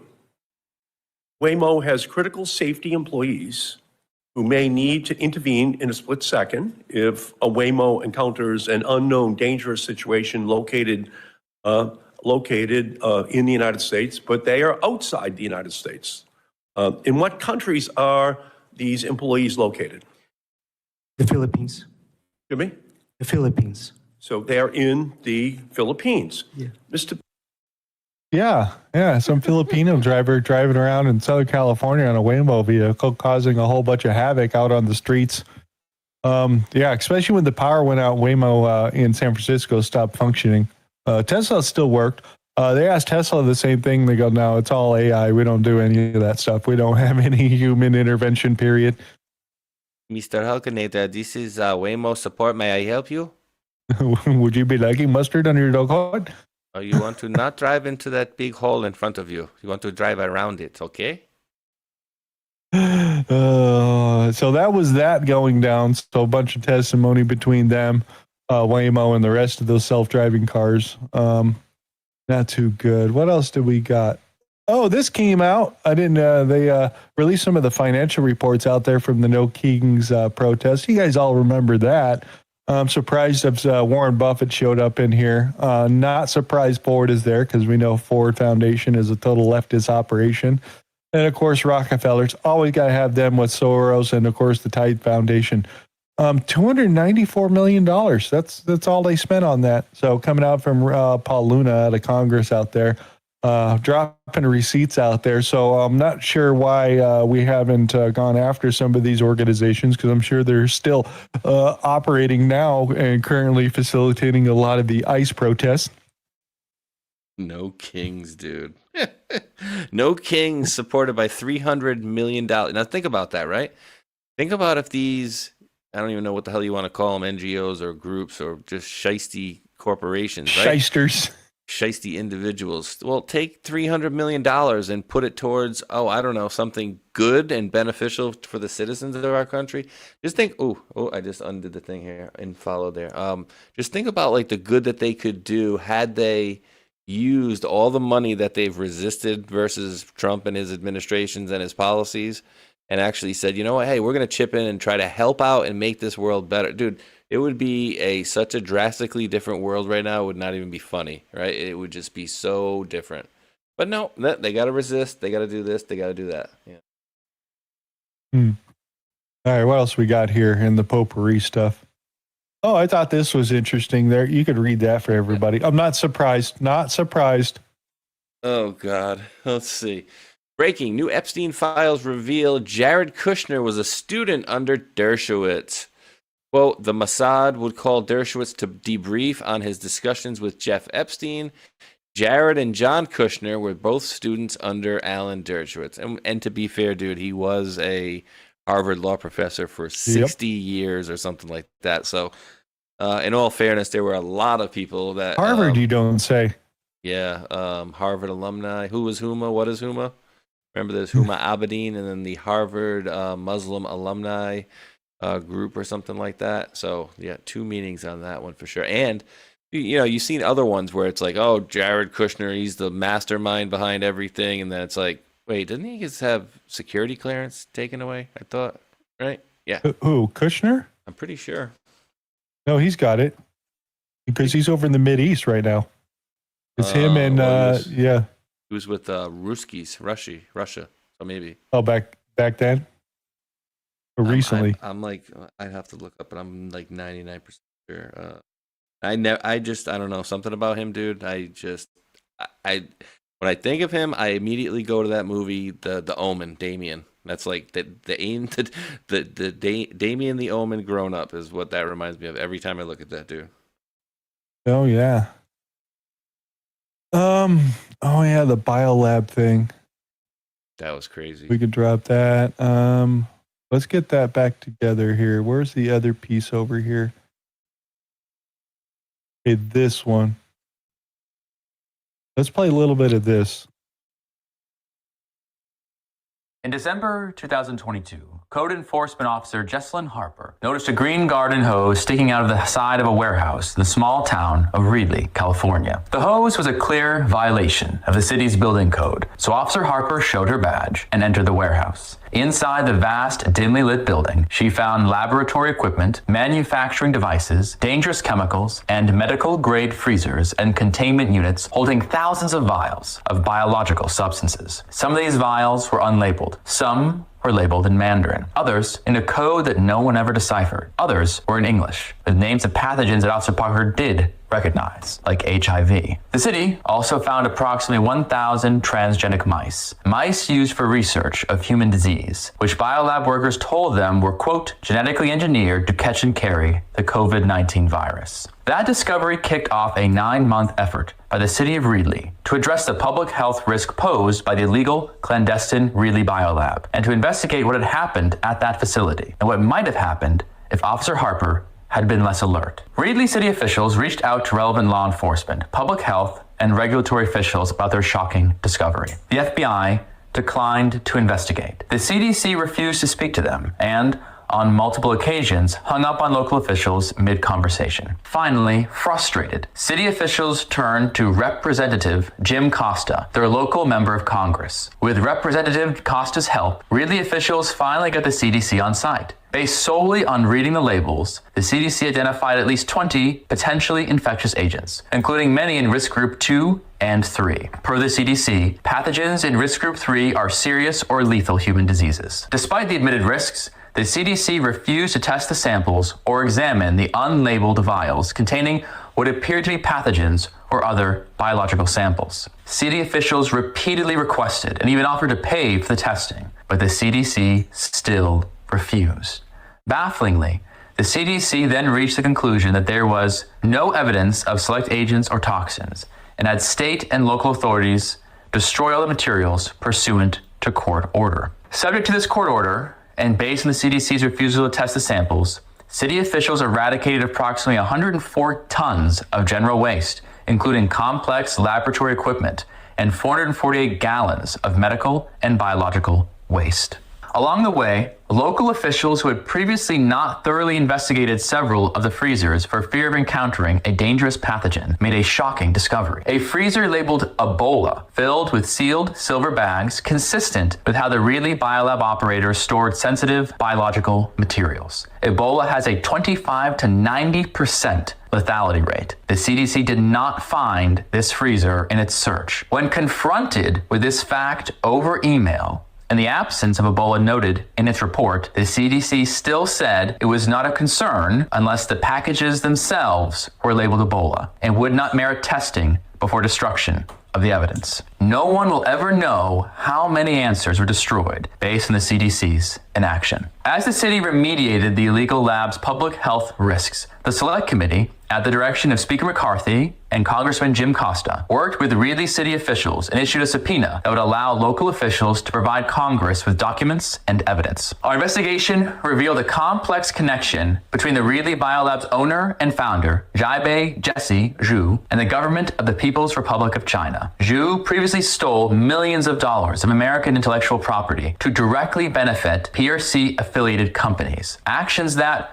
per his own admissions, were done to further PRC policy and to meet the stated demands of the PRC premier. Zhu is a PRC citizen who served as a corporate officer on military-civil fusion organizations within the PRC and private organizations affiliated with or partially controlled by the PRC government. While in these roles, he traveled to Canada and formed dozens of companies there that engaged in massive theft of American intellectual property from a company, resulting in a $330 million Canadian court judgment against Zhu and his co-conspirators in 2016. In private messages on the Chinese application WeChat, Zhu claimed that his fraudulent scheme against the American company would help, quote, defeat the American aggressor and wild, ambitious wolf, and that while, quote, the law is strong, the outlaw is 10 times stronger. When Zhu failed to appear in court after the issuance of the judgment, a judge issued an arrest warrant for civil contempt of court. Zhu then appeared to have entered the U.S. illegally and operated under the false alias David He. Upon entering the United States, he set up a new network of biotech companies with the same PRC national board members, acquired thousands of vials of biological substances, pathogens, medical devices, and equipment found later at the clandestine biolab site in Reedley. To incorporate and administer many of these companies, Zhu turned to an accountant tied to entities associated with the CCP's United Front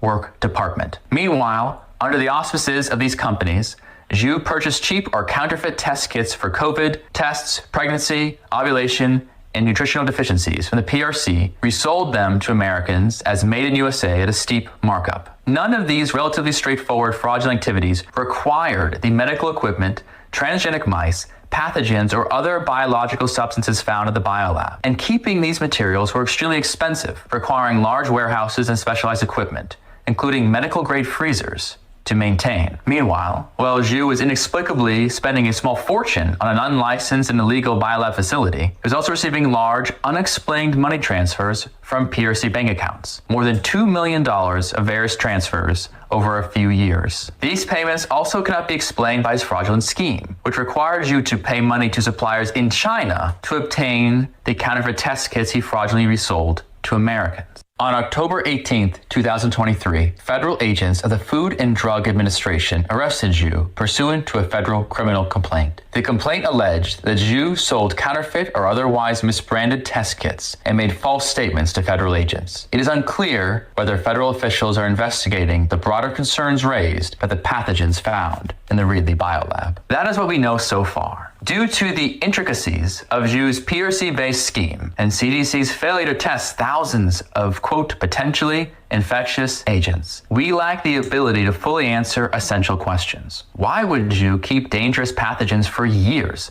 as a wanted man, despite the extreme cost and risk? How did he obtain apparent samples of the Ebola virus, one of the deadliest pathogens known to man? What were the nature of the large payments coming to Zhu from China? Perhaps more importantly, this investigation raises troubling questions about the state of our nation's biosecurity. How did a wanted man like Zhu operate clandestine biolabs in Reedley and other locations for years while avoiding detection? Why do present laws allow private, and in this case, So that kind of gets into the meat of what was exactly going on over here. So I find that quite disturbing that both the FBI, CDC all decided not to come in and help whatsoever. Nah, we don't need to come over there. Just burn everything up like you're supposed to by your state laws or whatever. We're not coming to help you. Okay, we started going in, doing all the training, make sure we have all the special hazmat suits to get in there and the special facility to start burning stuff out there. And then guess what? We find Ebola. And the CDC's like, yeah, it's not open. Go ahead and burn it. If it's open, call us. And they're like, it's Ebola. No, we ain't coming. Oh my God. And dude, what was with that guy? He was like so racist. He couldn't call him David. He kept calling him the Jew. Kid.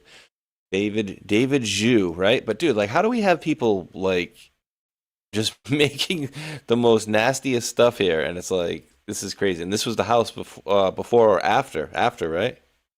Yeah, read it. This is Vegas. Yeah, not California. Oh, okay, this is right. This is a different one. But another crazy scenario here. Buckle up. New info in Las Vegas biolab case, according to documents reviewed by 8 News Now and David Charnes. Quote, several people were sickened, with 2 becoming, quote, deathly ill after being at the home. The home was being used as an Airbnb, pics attached. Tipsters said garage smelled like a hospital. Not like a clean hospital, but more of a foul, stale, stagnant air smell. House contained many dead crickets. House cleaner told authorities about lab equipment, refrigerators in the garage. David He Jiabi Zhu, the CCP-linked homeowner, contacted prop manager,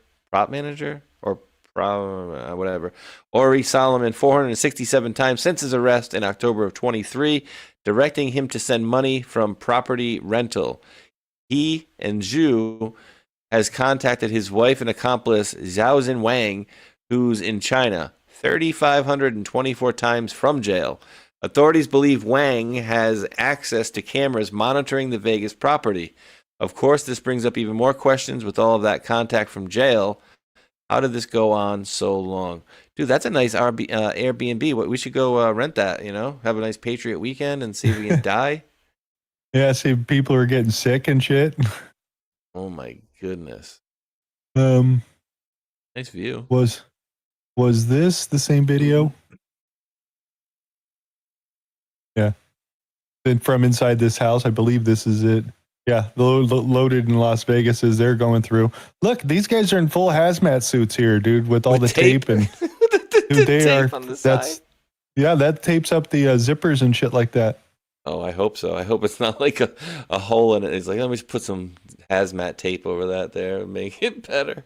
What was this one? I think this was. If you or someone you know has stayed in this Las Vegas Airbnb, you're going to want to listen to this. The FBI and SWAT team just raided an illegal biolab operating out of an Airbnb in Vegas. And it's not a sketchy looking home. It's a nice 5-bedroom house in a good neighborhood. You know how every Airbnb has areas that's off limits to guests? Well, in this home, those areas contained an illegal biolab full of unidentified substances and a bunch of illegal firearms. 2 guests are alleging they were left deathly ill after being at this property. Over 1,000 samples of unknown liquids were recovered, and the property manager has been arrested for illegal firearms. I'm about to show some body cam footage of the search and seizure, but I guarantee Airbnb is going to fight every single person who stayed here and ask for a refund, because that's just how Airbnb is. The recovered samples have been sent to Maryland for additional testing. It is known that this biolab is linked to someone who had a biolab in California, and in that raid they found some really scary stuff like bottles labeled Ebola, COVID, malaria, and over 1,000 genetically modified mice. Amazon packages are already starting to pile up at the door. If you know anything, feel free to share.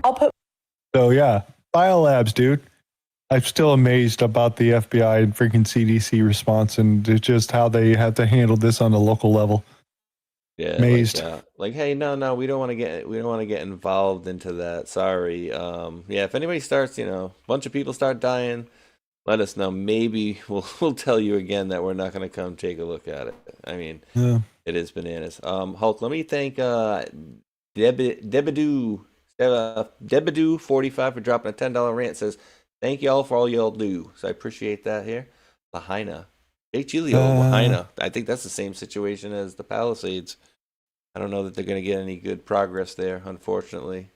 People. And it's up to us again. We need to get louder as people, not allowing this fraud and just kind of, okay, whatever.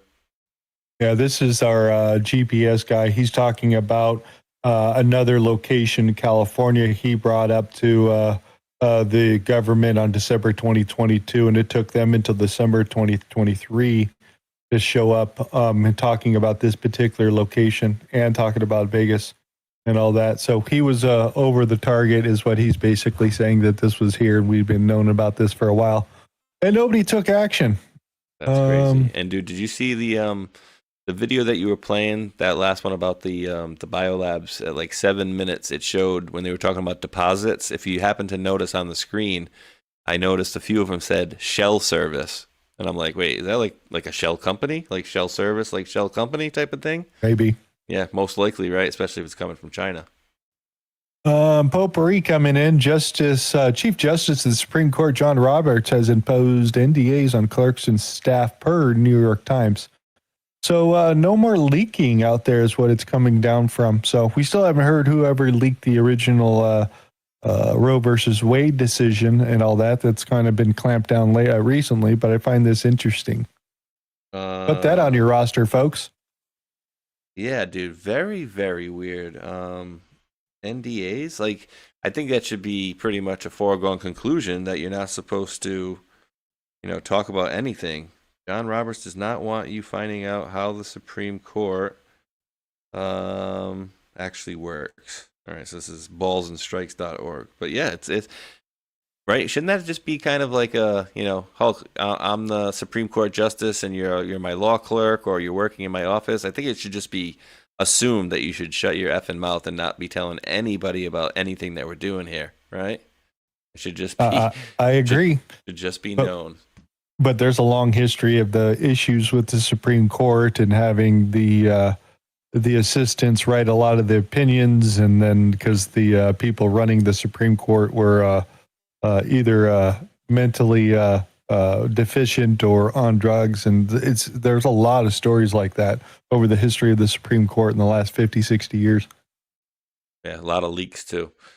You did notice. All right, I need 30 seconds. I got to go run upstairs and hit the boys' room quick. Okay, yeah, go for it. I'll play the next little clip here. Turkey. By the way, the handle they're using. Wait. I wanted to throw this out there because CNN Post did this. By the way, the handle they're using, you can see there. We're zooming in on it. At headquarters_67. 67, as the kids used to say. Well, used to say a lot of things. And I think they also used to say, that's probably cringe. Yeah, so Kamala Harris relaunch for the headquarters_67 is out in the market. So yeah, good luck with that. 1.1 million followers as they're going to try to relaunch their shit. So I had laughed at that. Thought that was funny. What else do we want to get into? That one I want to save.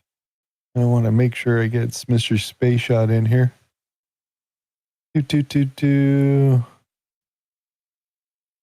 Is over here. Let's go check the song list. Where are you guys at?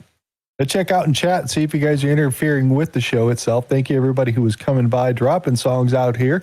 It is leave a song and post a song, like a song, get over there, start voting.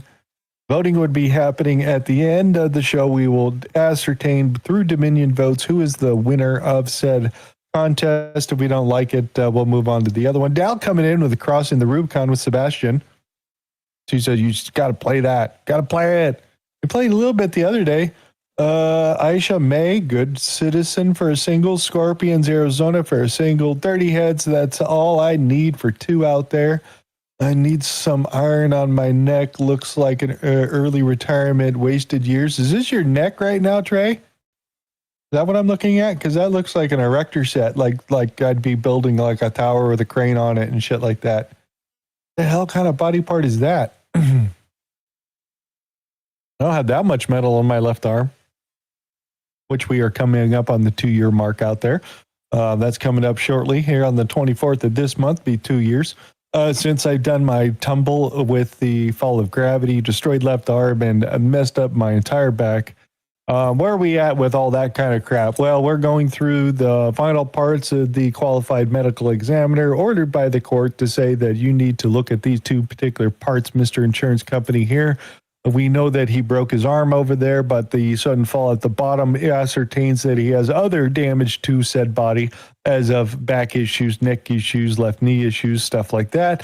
So we need a qualified medical examiner to go ahead and order the court and the insurance company to ascertain those particular things as we wind up the report of care, because they don't want to do any more like acupuncture or any of that fucking therapy crap, because they're like, we're done spending that, because I've had lots of that stuff.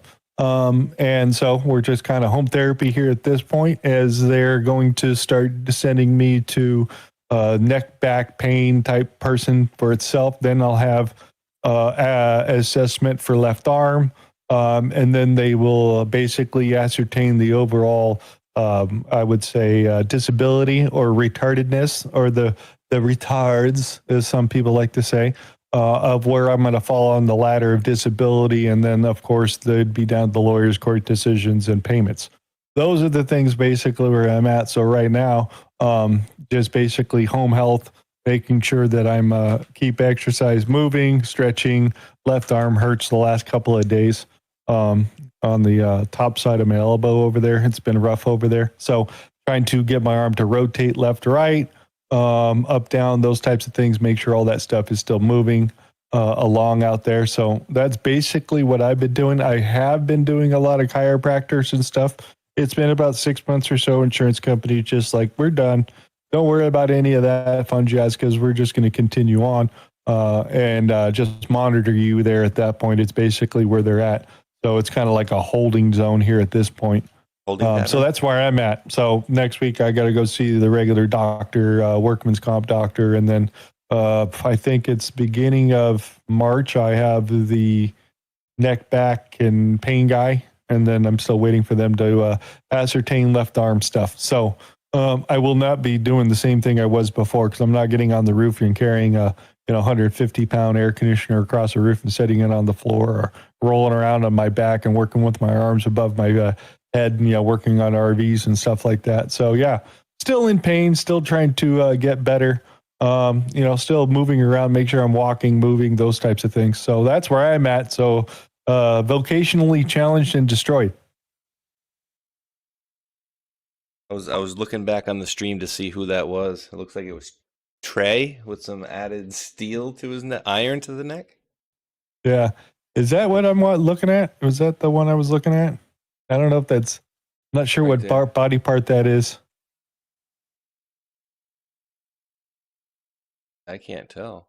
It looks like a head. It looks like a mouth up there, like a. Just Wondering says, have you tried THC pills? They sell them at my medical marijuana shop. 30 milligrams THC is amazing for severe pain. I do one of those little vape pen type things.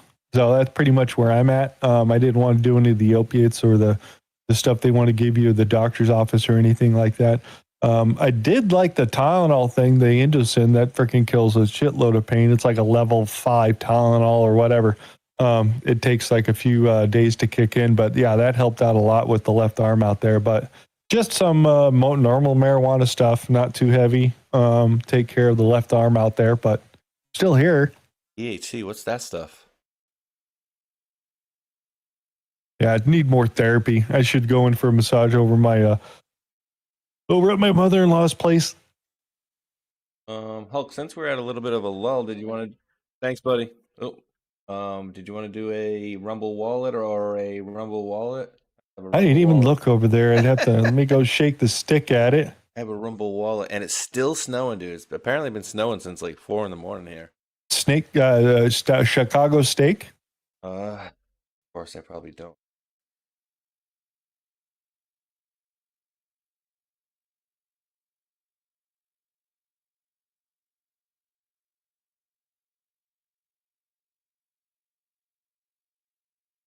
that one, I guess. I'll do the Rumble Wallet. Yeah, I'll go to my particular deal here for the bye. Be back.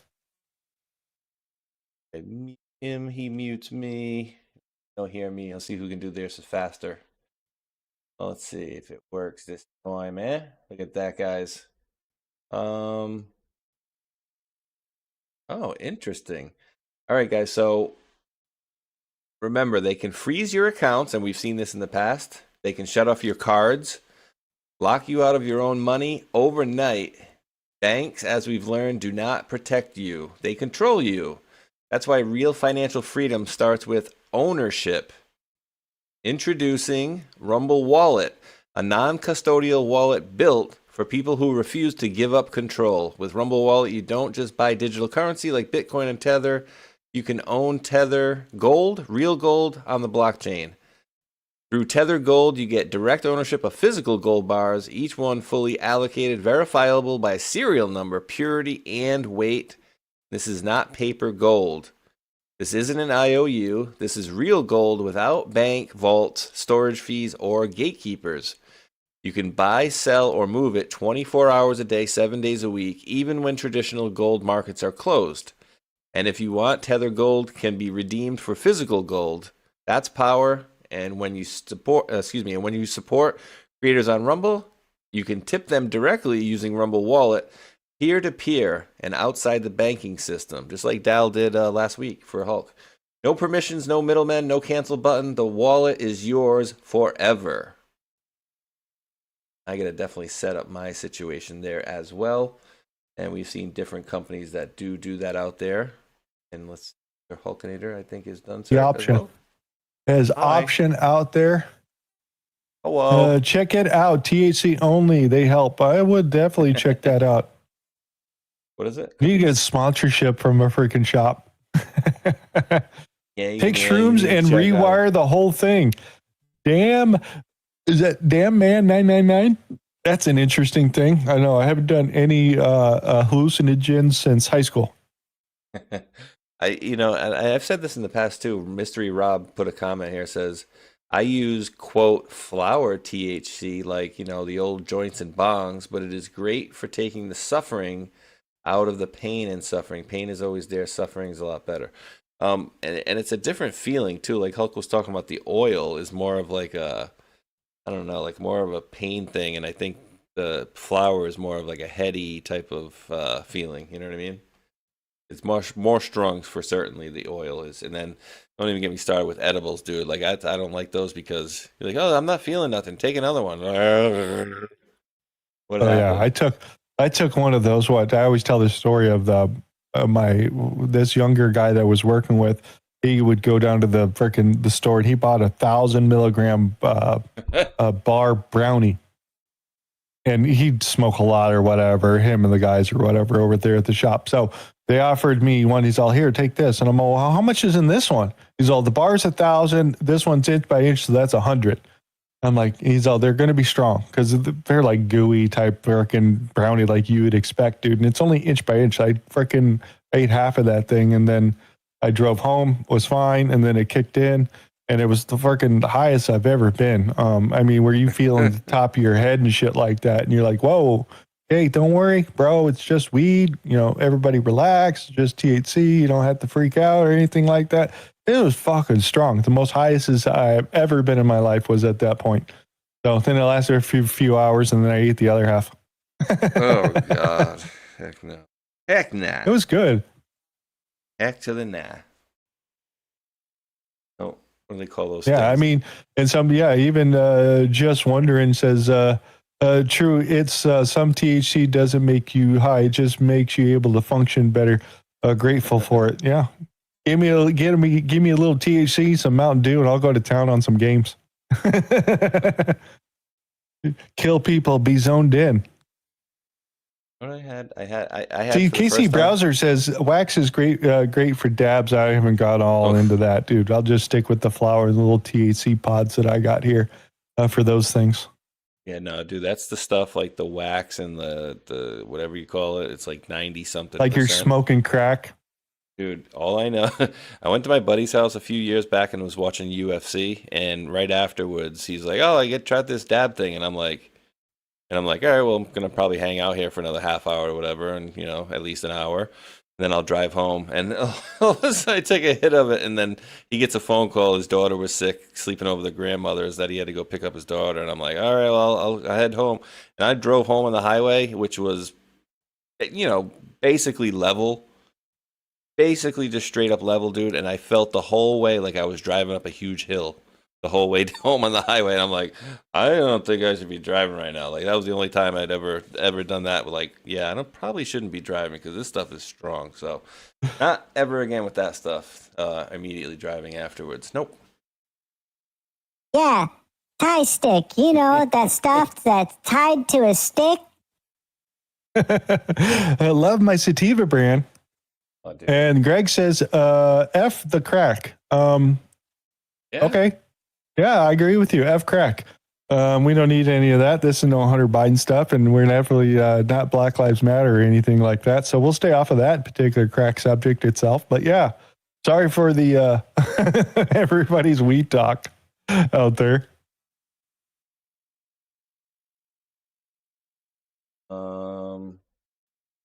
It's too. We got, you know what? This proves we have a lot of recycled hippies out there. 5x5 out there if you're a recycled hippie. I recycled. Not this one. You remember this one? Oh,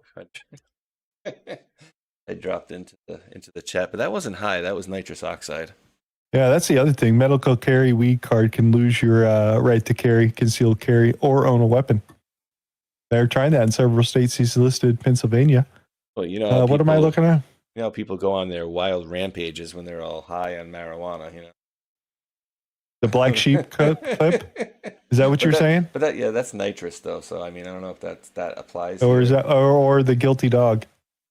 That guilty dog is guilty as hell, but he's funny. Am I going for your black sheep clip? Yep, you could do that. Okay. Okay. That was just a funny, and I did drop the dog ones. That's a funny. So I don't know if we're going into funnies. We can do potpourri. Funnies, here, whatever. You can read that for everybody really quick. I thought this was interesting. And that reminds me of another one for us too. U.S. Marines secure flag detained by WHO. The World Health Organization refused to return the American flag that hung in front of it, saying it has not approved the U.S. withdrawal from the agency, and the United States owes them compensation. Good news, the U.S. Marines now have the flag. Did you think it was going to happen any other way? Like the World Health Organization is going to bring out their army? Oh, wait. You ain't got no army. You should just shut the F up. If I was you, I would shut the F up. So I thought that was interesting there.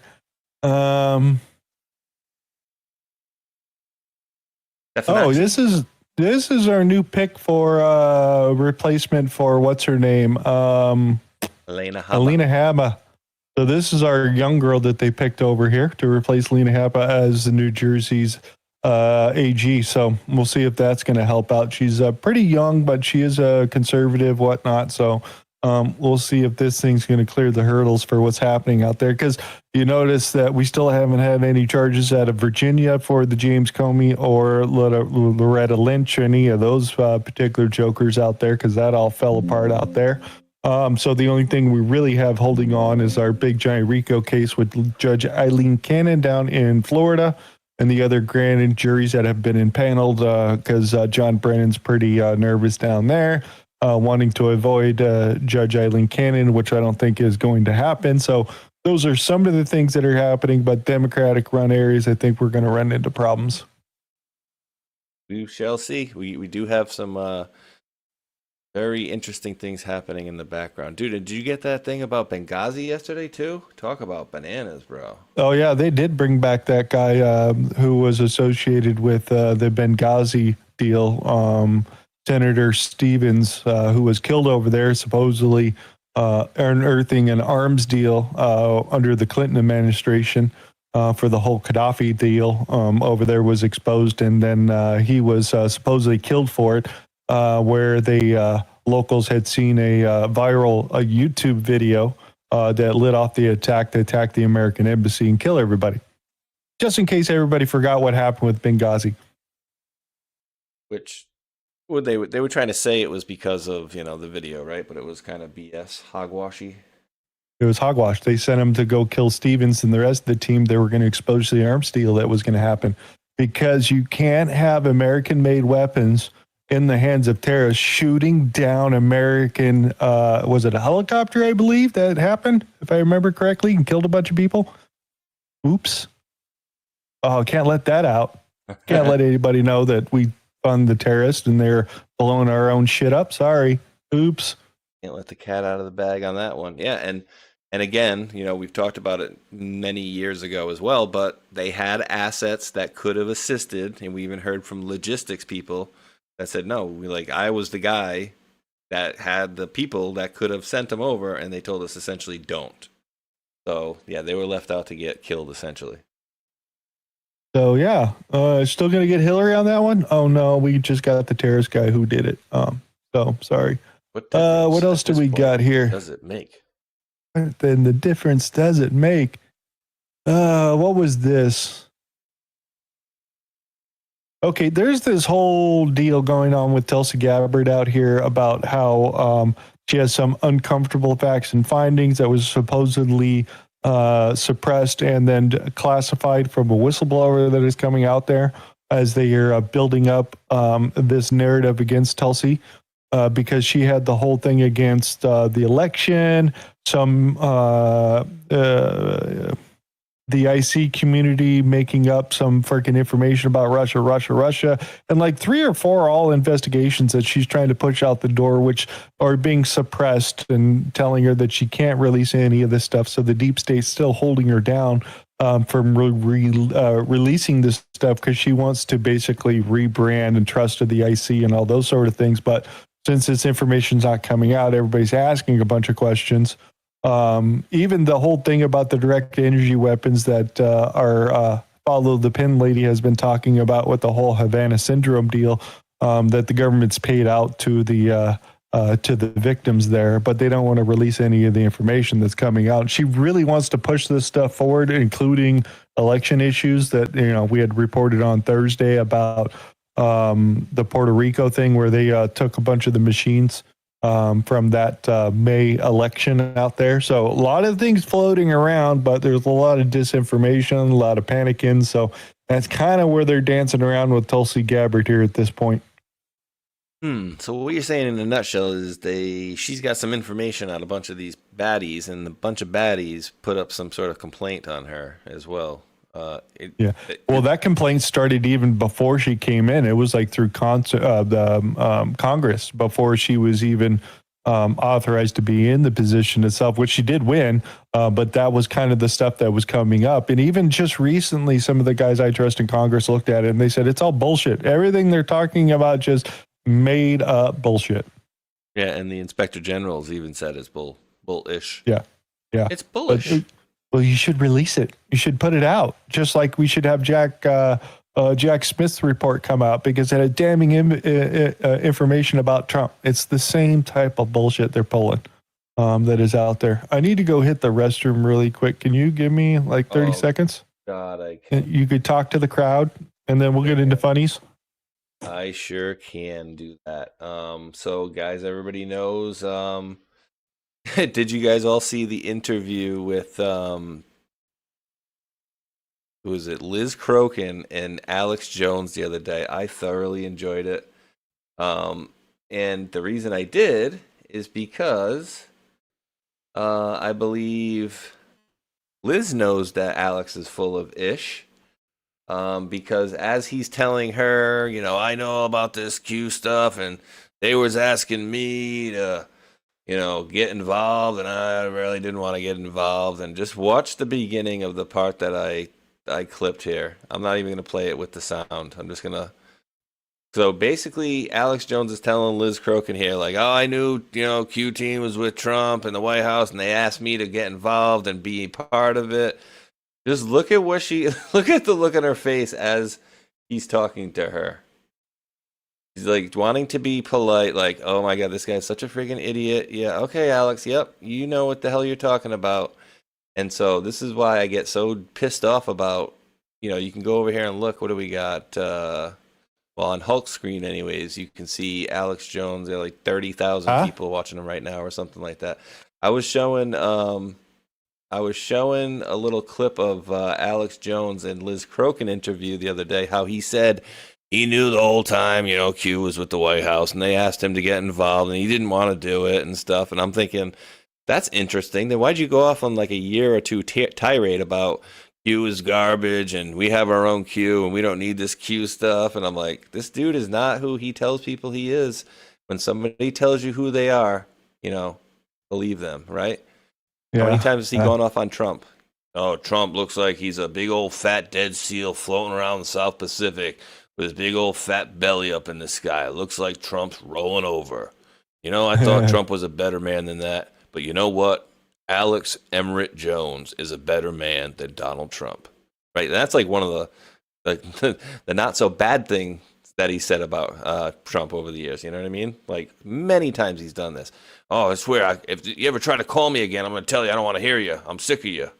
Like, it's disgusting to me. But it was funny, dude. So he's sitting there trying to tell her how, like, yeah, I knew everything was there. And she's giving him this look like, just, you can tell she's, like, trying to be nice.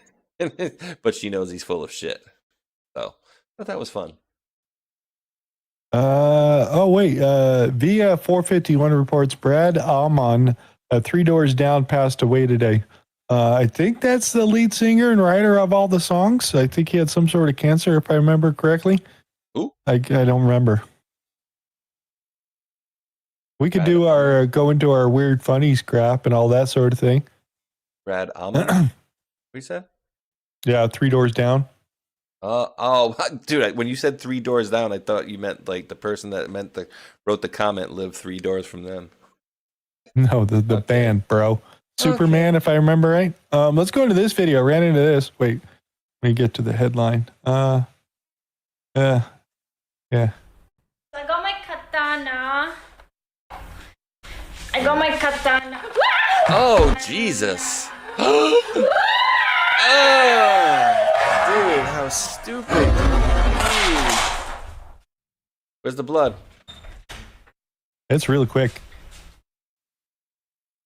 I need to cut stream. I have to go to ER. I think I fucked my fingers. Yeah, I think you did too. Look. I fucked around. Thank you. I found out. Hi guys. I ended up going to the ER. They basically couldn't do anything because they were more of like a first responders, right? They didn't have the necessary help to give me there. So then I went to like the bigger hospital. I got in trauma. This is how it's called, trauma. They put me in, opened my hand, and basically gave me local anesthesia. And it was horrible. The pain I felt, I don't even want to think about it, but I was screaming. Are you getting fingers left? I was screaming out of my head. They cleaned my hand. I didn't look right.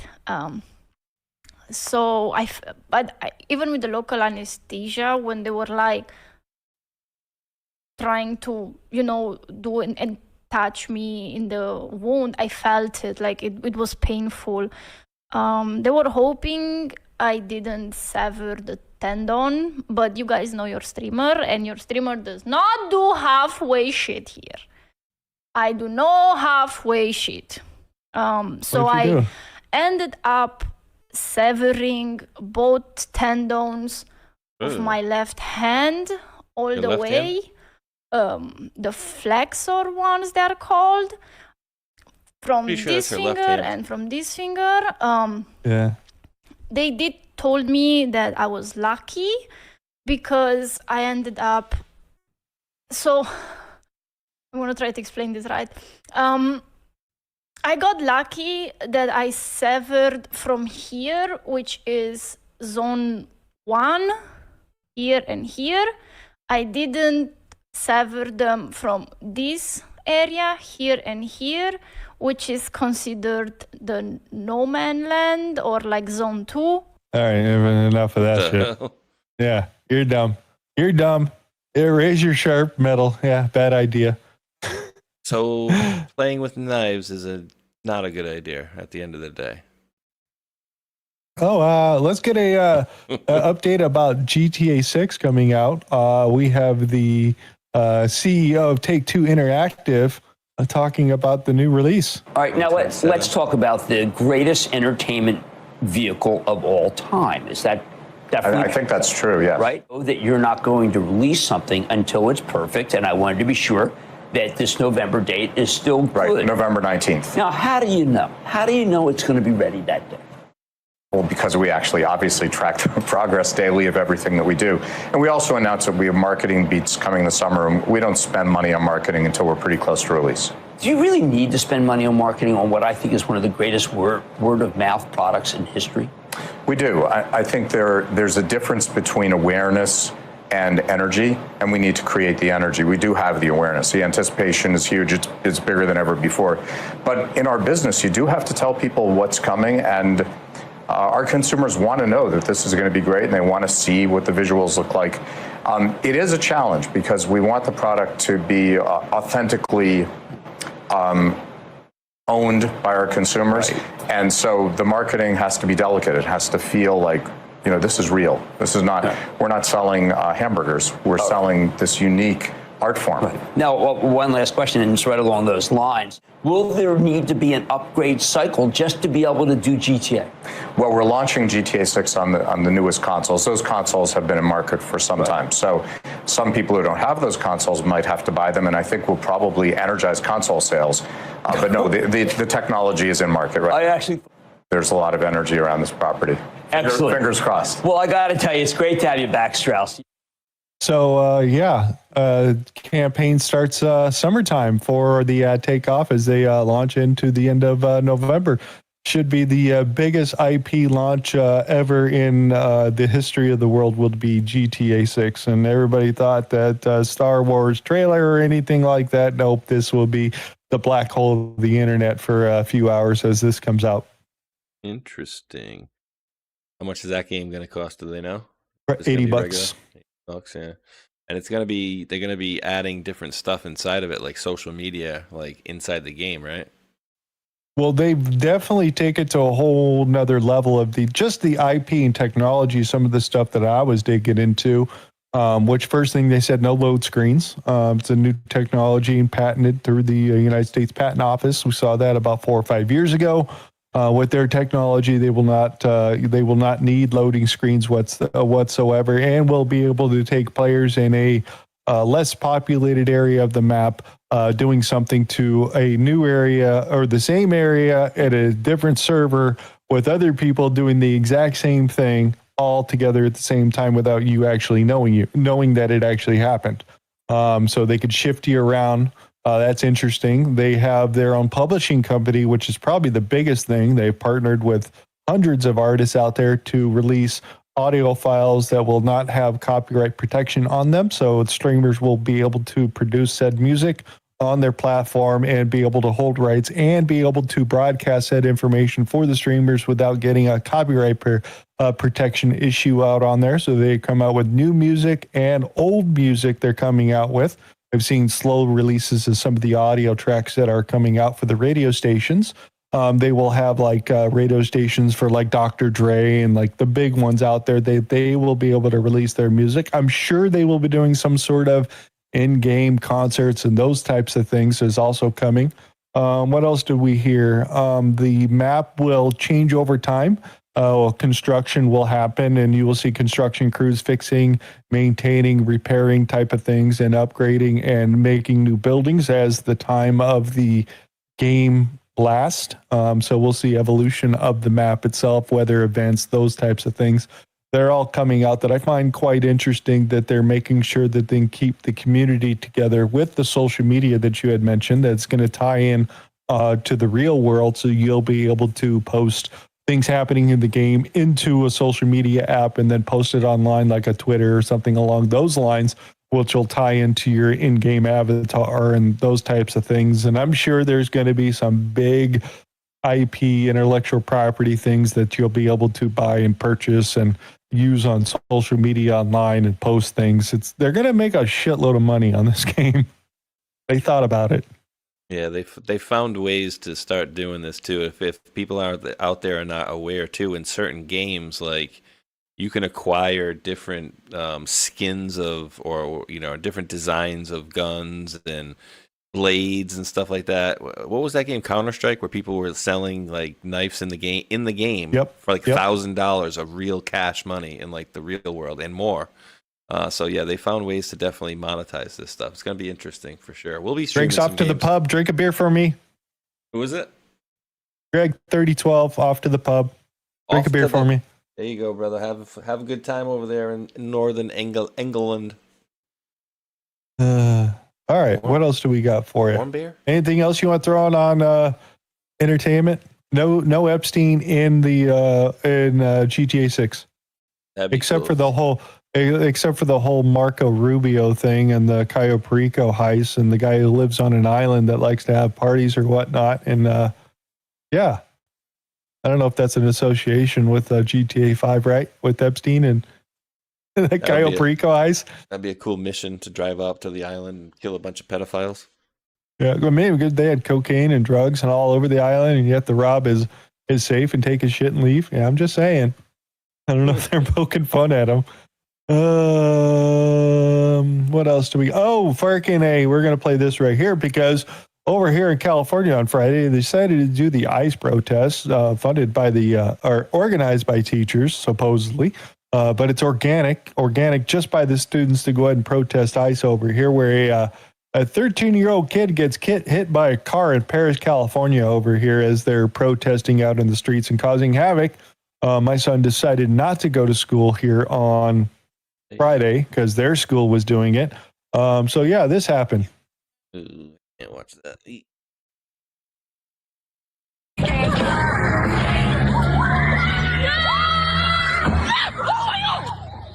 Yep, there he is. Gets up, walks away, lays back down on the ground.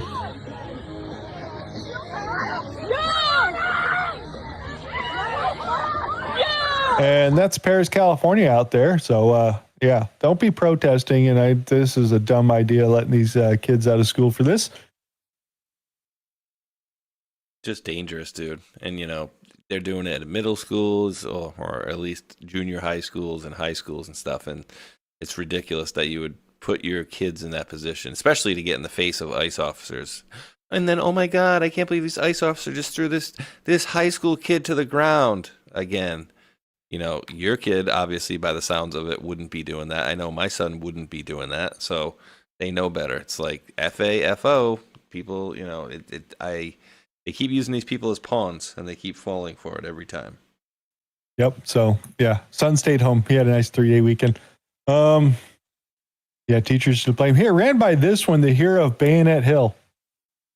Louis Millette. 1938, he joins the army. He's like, let's go. And they're like, no, we're not going. So he's like, fuck it. He hitchhiked to Canada, joined the Canadian Army. After America finally got involved, he abandoned his post in the Canadian Army, went to the American embassy and was like, hey, sign me up. So they sent him down to North Africa. And at this point, he's now one of the most experienced combat veterans in the U.S. military. Earns a Silver Star, a Bronze Star. So he's a year into his military service in the U.S. Army, and the paperwork finally catches up. And they're like, hey, you deserted 3 years ago. You're fired. They kick him out, and then they turn back around and they're like, hey, now you're hired, but you don't get leave, and you have to pay us $52. He was so mad about the $52. He fights through the rest of World War II, goes back home, starts going to college. Korean War kicks off, and this dude is like, he's fighting because like he actually believes in the principles of like free people. He ends up getting shrapnel in his leg. Instead of going back, he's like, I'll be an observer in a helicopter, like the most dangerous job possible without breaking a sweat. They have to go recover a P-51 pilot. There's only room for 2 dudes, so he's like, all right, I'll hop out. You take the pilot back. I'll just wait behind enemy lines. So then he makes a full recovery. Then he gets given command of a infantry platoon. While he's in command, he intercepts Chinese correspondence that says that the Americans are scared of close quarters combat. He's like, the fuck we are. He trains all his guys in how to fight with bayonets, and they just start bayonet charging hills, beating the fuck out of the Chinese. He does one bayonet charge at Bayonet Hill. He ends up getting the Medal of Honor for that one, and then shrapnel to the legs again. Goes back up, does another bayonet charge, and the American government steps in and is like, you need to stop. We can't have Medal of Honor people dying. After that, he fought in Vietnam, and he was part of the Phoenix program, allegedly. Louis Millet. Pretty crazy dude. Just history of people doing amazing things through their history out there. Dude. The best generatione? Pretty much. Old generations here. What was this? The hell was this? Dirty Bats. Flash, Duff McKagan, Chad Smith, and Bruno Mars. Yeah. Roxanne. Yeah, I don't know if I played this before. I thought this was interesting, but if anybody remembers, Bruno Mars is the artist who was in the Hall of Vegas for $50-something million or whatever it was. So he has a permanent residency over in Vegas where to pay off his particular debt. I'm also hearing Metallica is going to be a headliner at the Sphere also. Ran by this one out here because doing Roxanne. I mean, you've got Chad Smith of the Red Hot Chili Peppers and a bunch of, there's Slash right there. So let's see.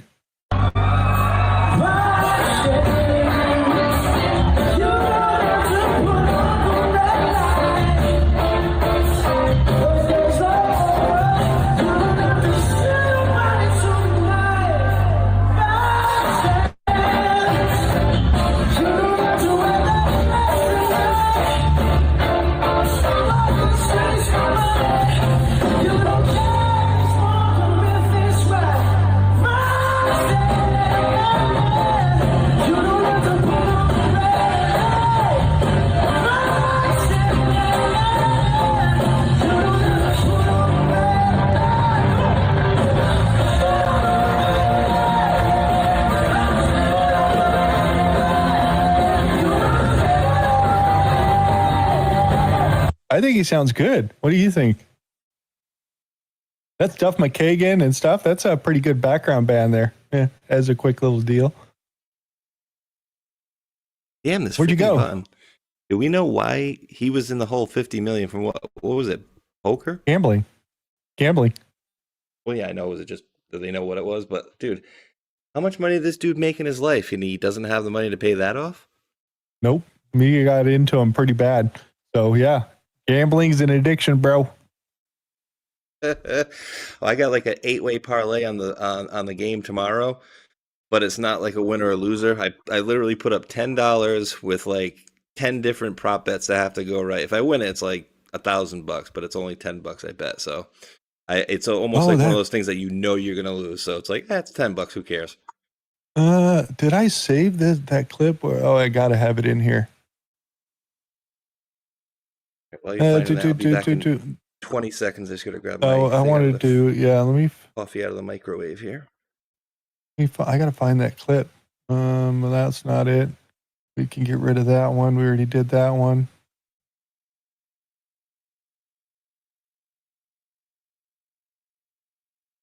This. We're gonna get Spaceshot to read that. We're gonna go over that one. I thought that was very interesting. So yeah, it's still in the shuffle out there. We'll get to that guy out there. Here's another one of those things of you can't park there. Sir, you cannot park there.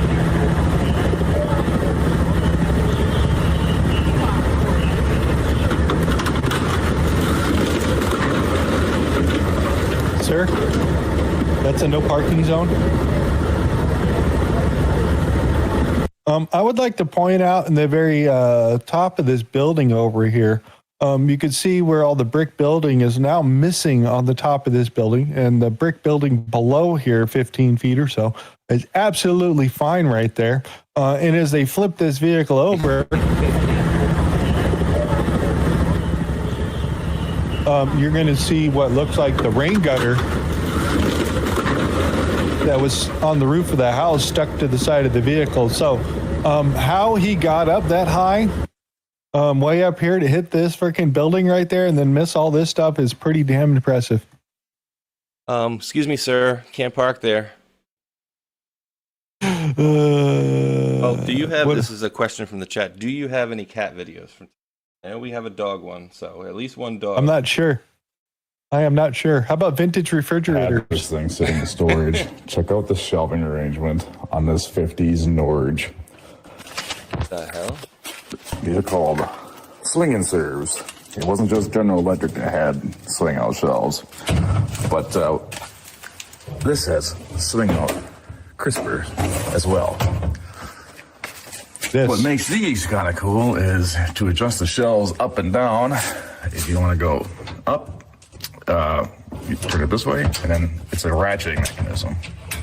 That's cool, huh? See? And if you want to go down, and that lowers it. And now we just got cheap, crappy appliances you got to throw away every 10 years. And then they making this shit. You can take it to Mars and throw it off a 100-story building and it's fine.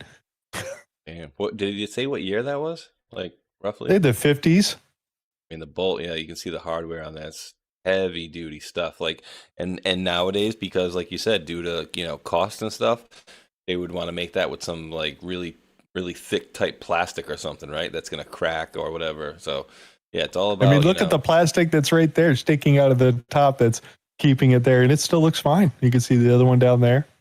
Crazy. I mean, that's what it's going to come boiling down to is we need to start making better products that they're going to be more expensive, but guess what? They're going to last twice as long, if not 3-4 times as long.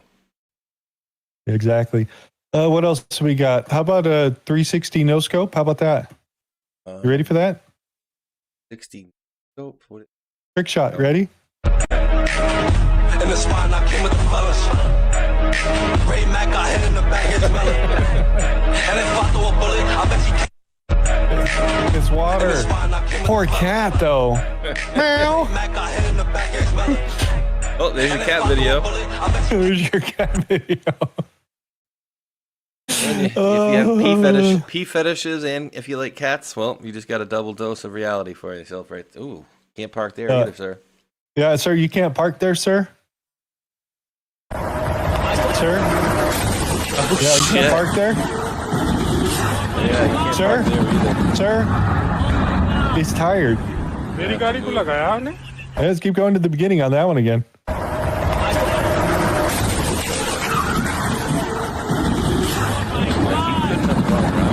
Dude, he's doing a grind. Wall grind, dude. Do you see that?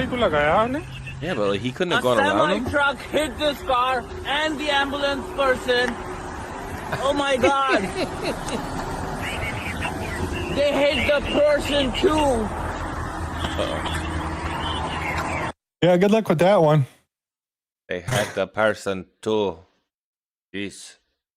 Oh, yeah. When you're doing a little work on a house, a little remodel or whatever. Days off to do some reno. I don't know how much money's in there. What the heck? Oh my God.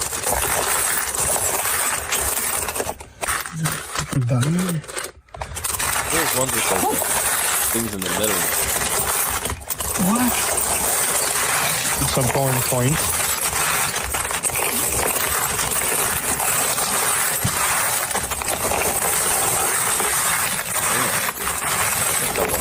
Right there, easy. Those gold coins in there too? No. I think it's just local international currency of some sort. Dude, at that point, I'm ripping the wall out. Oh my God.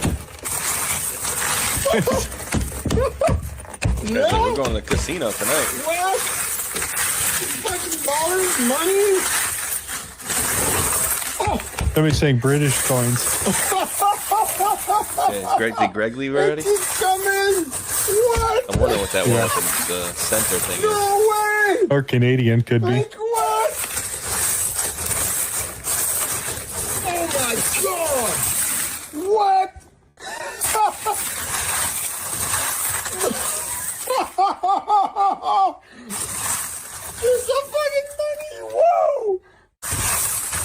It's still coming out, dude. No way! Are you kidding me? Oh, it keeps coming! Is it over? No, it's not.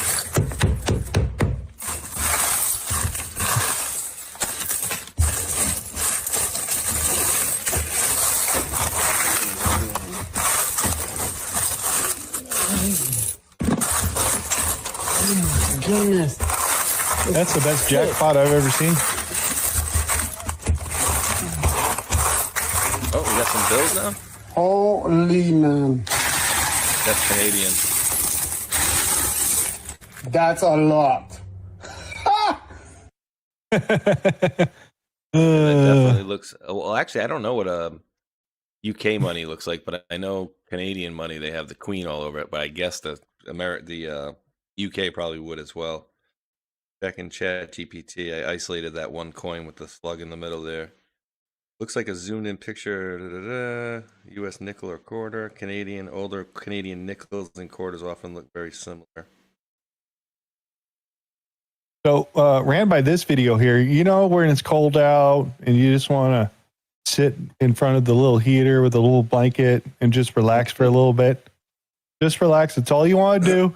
Just leave me alone. I'm going to warm up over here. And this is, ran by this video here.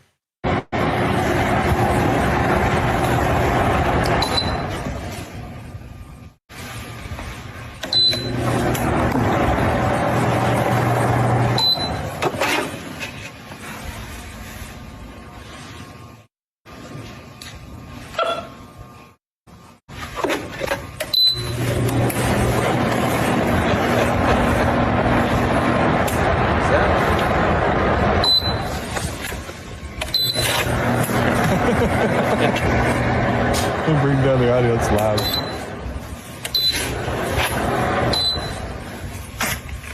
He's getting mad. This guy's gonna get his arm ripped off.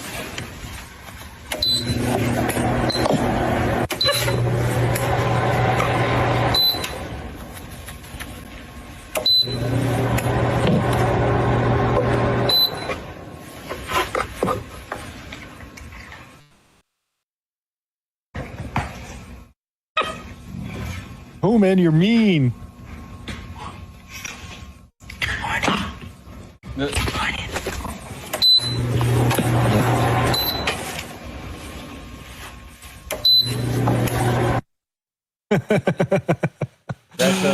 that Barack Obama and Michelle Obama, the primates? You did You're see so that video, mean. right? You're so mean. Did They see deleted that. The racist Trump video. But dude, that's so great. Like, they made everybody watch friggin' an election fraud video to go see that video. Just like Kofifi. Hey, this video is 100% not AI. It is real. And yeah, raining from the sky, start from the left side right here. You ready? Everybody ready? It happens quick. Uh-oh.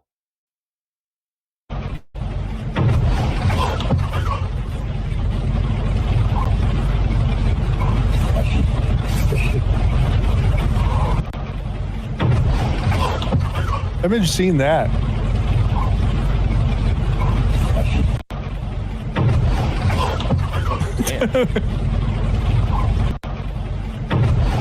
Oh.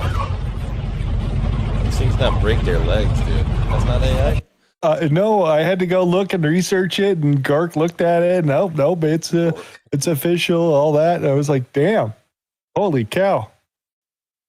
What else do we got here? How EA Games stole the 90s Japanese street racing scene. Yeah, let's see how that goes. Back in the 1990s, Japan's illegal street racers actually proved their top speeds using the government. Back then, there were no dash cams and no social media, so racers needed a way to convince their friends they really hit those insane speeds. And they found the perfect solution. Tokyo's famous Wangan Highway was their playground. When you used the toll road, the government-issued ticket printed the exact time you entered and the exact time you exited, down to the second. So racers started using these toll tickets as proof of how fast they were. It became the unofficial scoring system of Wangan runs, and these tickets became legendary in the scene.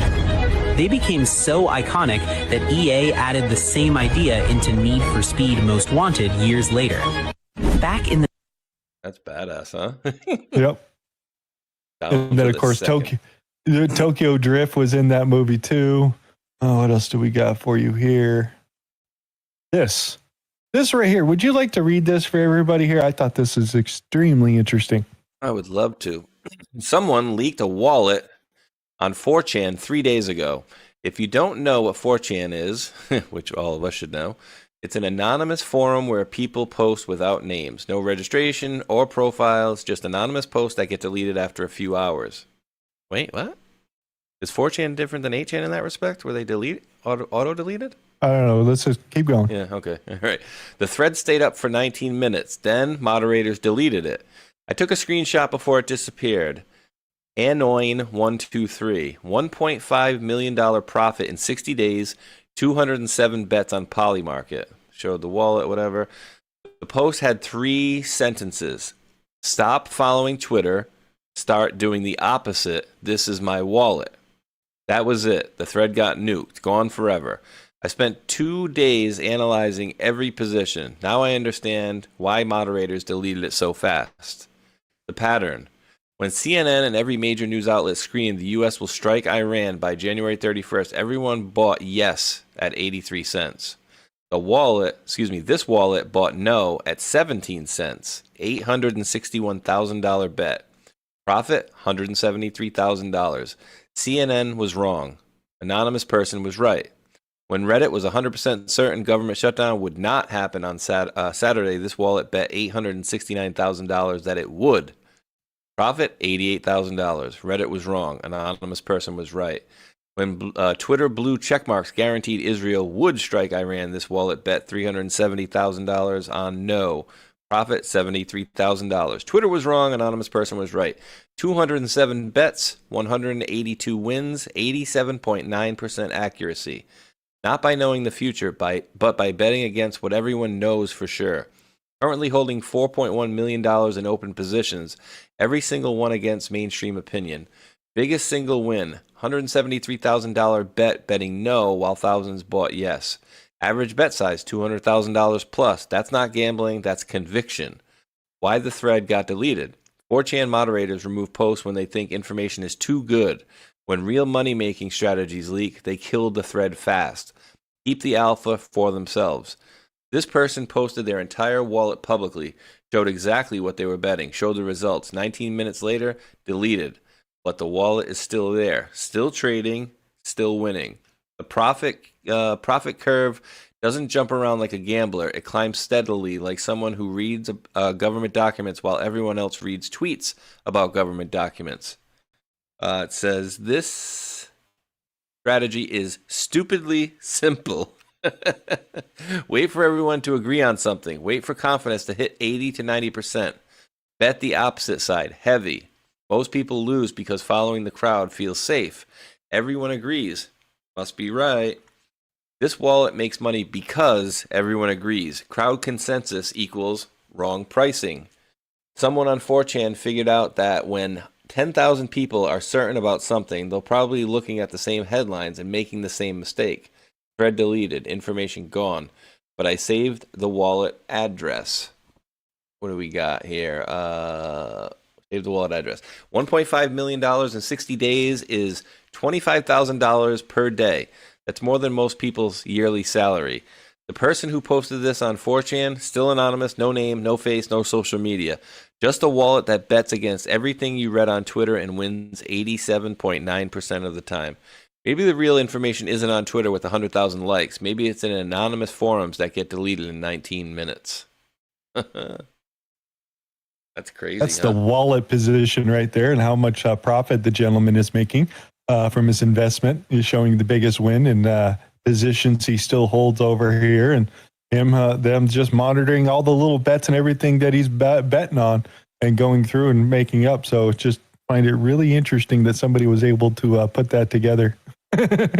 There's some smart people out there, folks. All the cryptos shitting the bed right now as we speak, along with silver and gold. Yep. Early anyway. This one. We're going to spend a couple of minutes over here with good old Devin Nunez talking about their new location that they're building for that golden ticket that they talked about for fusion energy. Here's him talking about it. We just released plans that we're, merging with TAE.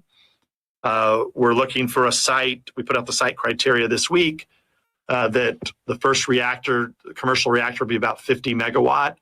But with the second reactor that we hope would be on the same site, would be somewhere in that 350 to 500 megawatt range.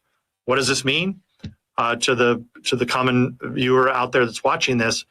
If you think of the big nuclear fusion reactors are around 1,000, most of the coal or gas plants are in that 200 to 500 range. So, TAE working with us, building these reactors. Obviously, this has never been done before, so it's got to, there's a lot to be done. But I call it Manhattan Project 2.0, building off of what was done in the first Manhattan Project that led to atomic power. There's nothing more important than making this work. It's essentially clean, cheap power that everybody prospers by having clean, cheap power. We're going the opposite direction. So, you can have all the AI, all the technology you want, but if you don't have the power, it doesn't matter. And so we've got to get the cost of power down for all Americans, for people all over the world. You're going to need a breakthrough in the energy sector. And we're going to need all the above, by the way. I'm not saying this is, even as if we're successful to our fullest extent possible, it's still going to be a long time before you can build enough of these. So you're going to need oil, gas, everything, the existing nuclear fission plants. All of that is going to be absolutely necessary over the next 20 years. But I do believe that nuclear fusion is the answer. It long has been the answer. It's just that, there hasn't been a solution yet. It's not like this is not new science. This was known by people, back during the World War II timeframe. But it's just being able to contain the plasma in order to produce the electricity. That's been the problem. So we're very optimistic about this technology, and this will bring it home for you and the folks at Epoch Times, because I know you follow China closely. People ask me, well, who are your competitors? Is it Bill Gates? Is it Elon Musk, who wants to put solar panels? That's right, up in space, right? Yeah. Solar panels in space, but data centers in space. Which, by the way, we're probably going to need to do that too. But people talk about having the smaller modular reactors, like the ones that we have in the naval vessels.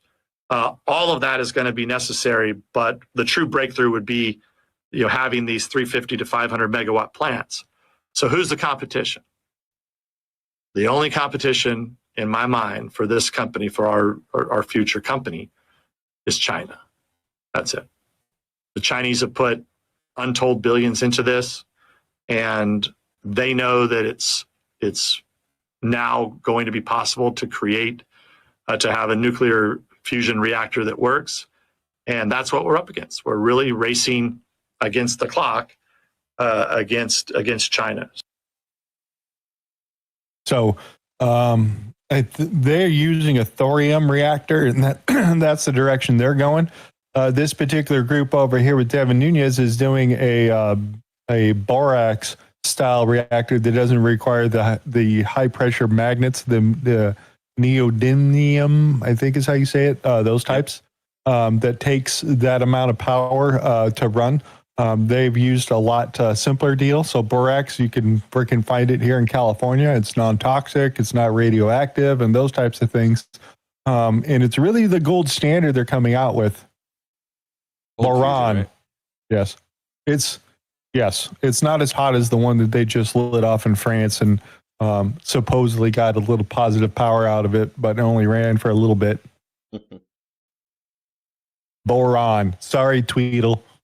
Yeah, dude. It's like, especially this last year, right? But like this whole, gung-ho like attitude towards like, oh, we need to get all these AIs out here. We need to build all these data centers.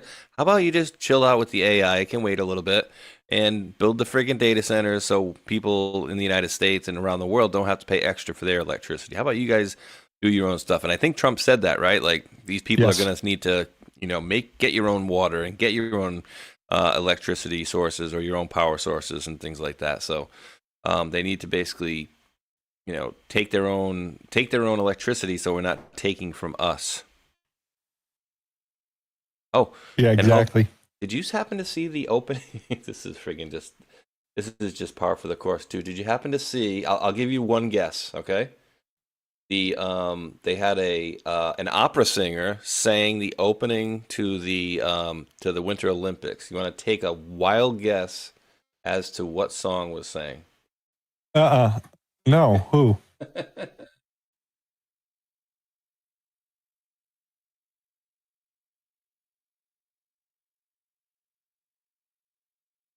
Dropped this yesterday. Well, here.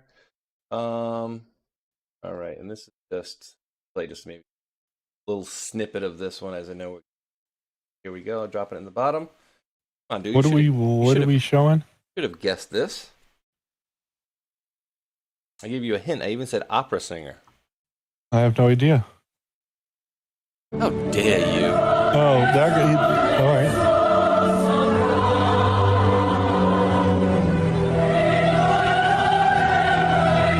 Where was this? That's the opening of the Winter Olympics. I believe it's in. Are they in California? I don't know where the hell they are. No. It's definitely not California. Oh, that's the regular Olympics this year, right? But yeah, it's the Winter Olympics started. Nessun Dorma again, dude. It's funny, dude. That's crazy. That's absolutely crazy. We go through some of the other stuff I had here. Space Force update, anybody? An activity with the Russians. Very recently, they put a GLONASS satellite up to MEO, and there was a rideshare satellite that went up with it, the Mosayets. What's fascinating about the Mosayets is that it has a very, very low visual magnitude. Just to give you some context, the sun is a negative 26 visual magnitude, right? So a negative or a lower number, the brighter. When you go to a positive number, that means that it's dimmer. So GPS satellites in MEO, they've got about a 6.5 visual magnitude. This Mosayet satellite that the Russians put up to MEO was at about a 16 for visual magnitude. Very difficult to see. And again, it was through the work of some of our commercial partners to be able to identify these type of satellites and help track them. Ultimately, what we're starting to see is more activities in some of these, what we'll call non-traditional orbits, where we've seen more capability showing up as of late, in this case, in MEO. And then lastly, for the second consecutive year, you had the Russians put up a Cosmos spacecraft that was coplanar, the U.S. national security satellite. So that's 2 years in a row that they've done this, and they also did it back in 2022. Some of the more recent. So yeah, they're throwing up satellites that are very hard for us to see out there when we normally can. So they definitely have a technology that allows them to hide some of their sites from view, or their military satellites from view, and then taking certain spots that I had referenced before that Elon Musk is trying to park the data centers in to make sure they stay in a lighted orbit from the sun so they can have constant power, because there's only so many of those. So people are starting to park stuff in the right spots is what he's basically saying, and it's a little bit of a problem. And his name is Lurch, Lerch. And Lurch. Just for everybody in the chat there, the Winter Olympics, officially known as Milano Cortina 2026. Italian? Yeah, being held in Milan and Cortina d'Ampezzo, Italy, which, would make sense why they would have an opera singer, but, they could have sang any opera song. Hey, I didn't know this, but you want some useless information? Look at that. What does that look like? It's doesn't look like it. Certainly must be Darth Vader.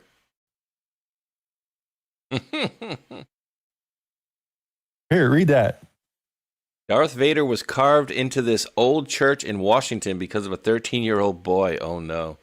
In the early 1980s, while the Washington National Cathedral was still finishing its West Towers, The builders partnered with National Geographic World Magazine to host a children's contest called Draw a Grotesque. One of the winning entries came from 13-year-old Christopher Rader, who submitted a sketch inspired by Darth Vader's helmet. The design was approved and ultimately carved into limestone by sculptor J. Hall Carpenter and stone carver Patrick J. Plunkett. Today, the hidden figure sits high on the cathedral's northwest tower. That's crazy, huh? That is crazy. So ran by that. I thought that was pretty cool. From 1980. Or it's a gargoyle. Yep. I also ran by a video here I'm going to bring up here about how the Amish people don't like to use machinery or anything like that. So the Amishify equipment to be used to make sure they adhere to the rules there. And I ran by this one right here. Okay, listen, I don't know what type of instrument this is. Like, bro, just whipped it up. Like, I don't know. But this is so cool. Like, how did he just do it with the fan? Can I zoom in on it? But how did he just do it with the, like, touching like this? What the fuck is, like, but these Amish people, they different, I'm telling you, right? Like, what is this? It's crazy. Man, I'm telling you, that's cool. I ain't gonna lie. Isn't that crazy, dude? I don't get it. He's still using a friggin' machine. They can't ride the machine, I guess, you know? But he's designed that thing, dude. Look at all the freaking metalwork and everything in there. And he's going, that's talent, dude. So as long as they can ride, operate it, but not ride it. Interesting. I mean, I'm just impressed. Yeah, that's some balls right there for sure. You gotta be ready on the gear. The gear. That's a 10,000 pound freaking forklift right there. He's freaking moving around. Yeah, a couple thousand pounds right on the front of it. Oh yeah, it's probably around a 5 or a 10er. That's basically the size of forklift I would drive around my work. And then we had the other ones, the narrow aisle forklifts that the boom would lift up and then rotate itself. Try doing that at 50 feet up in the air. Whole thing started rocking. What else do we got? Ran by helicopter crash in Flagstaff, Arizona here. Fuck. Oh fuck. Wait a minute, what the Holy shit. So it just falls right out of the sky. Some people are saying this was response to a shooting in the area. They were arriving there on location. Some people were saying that somebody shot at the helicopter, lost control, and then hit the ground, or some of the other things that people are saying. So no rocket launches or anything like that, but some people are alluding to small caliber fire on that side. Yeah, you gotta be careful. I mean, you're literally a sitting duck up there if somebody wants to do harm to you. Exactly. So also ran by some fireworks. Escobar. Oh, fuck that. This is a sign, goddammit. Yeah, go right back to it, idiot.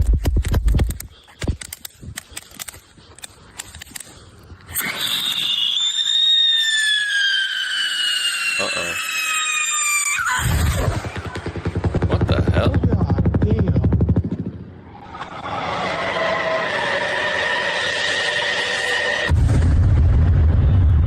Holy shit. Sage Escobar. Dude. Let's go back to that one, dude. It's like a stick of dynamite, dude.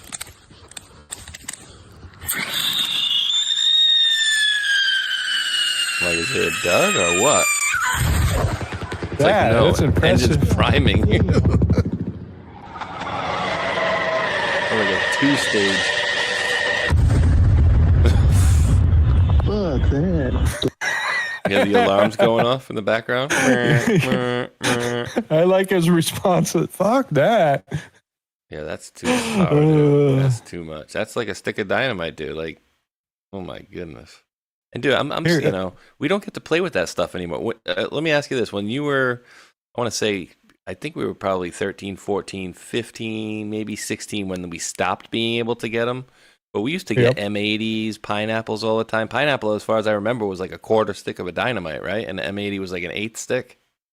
It's I don't remember on there. Quarter stick, half sticks, full sticks.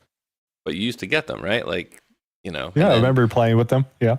right? And then we had salutes, right? You know, light it up, and then we had kind of like what you're seeing on screen here, the bottle rockets, right?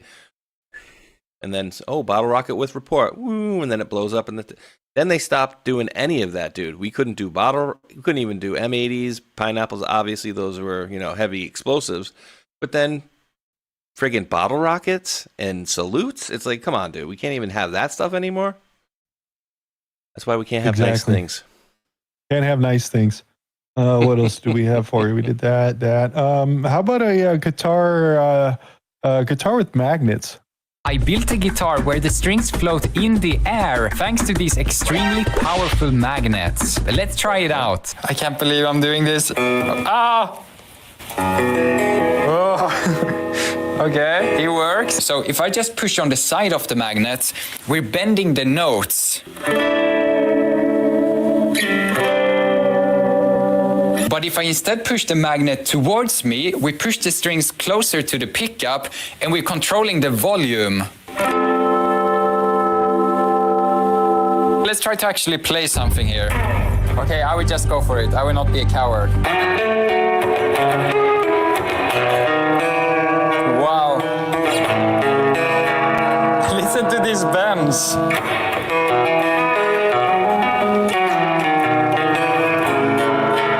I can't believe this guitar works.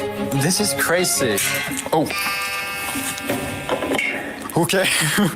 Okay, enough playing around. I want to try to play something really difficult now.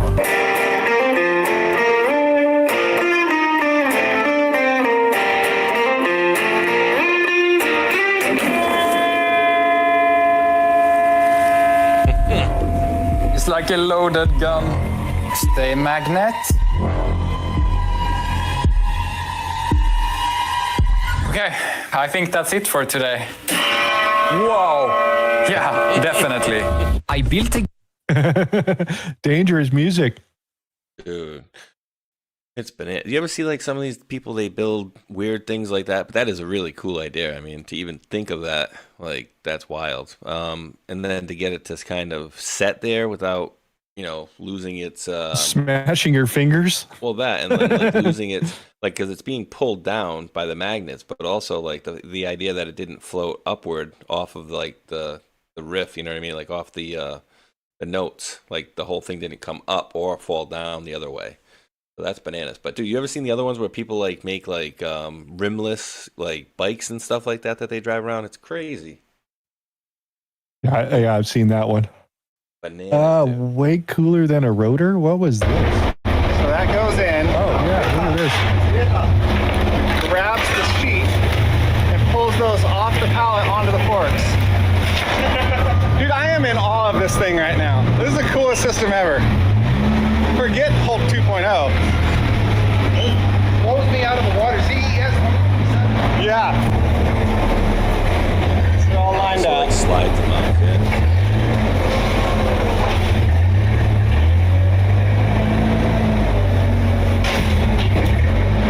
That was so cool. I thought you were super overachievers and hand stacked all that. That's what I thought. So that goes in. So that's what else do I got? I think that's it. You didn't play my doggy one. We'll go get the doggy one. I'll drop Let me it. just go through this really quick just to make sure I haven't skipped anything. It's guilty dogs. Which you can always tell which one's the guilty one. That there's one in particular is so freaking funny because one dog is like, when you get to it, you'll see it. One dog is like pointing at the other dog, and then the other dog goes over and like gets in the other one's face, like, "No, you know it was you." Let's go look. Doo-doo. Hilarious.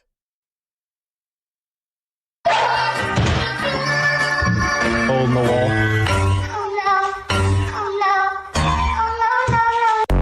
Who did this mess? This one. Watch this. This is hilarious. It's like, him. Cody, did you make this mess? It's him. Who did this? Which one you think? Who ate all the weed? Did you do that? Go to kennel. Hey, kennel. How fast he hits this kennel. Who ate the Hawaiian rolls?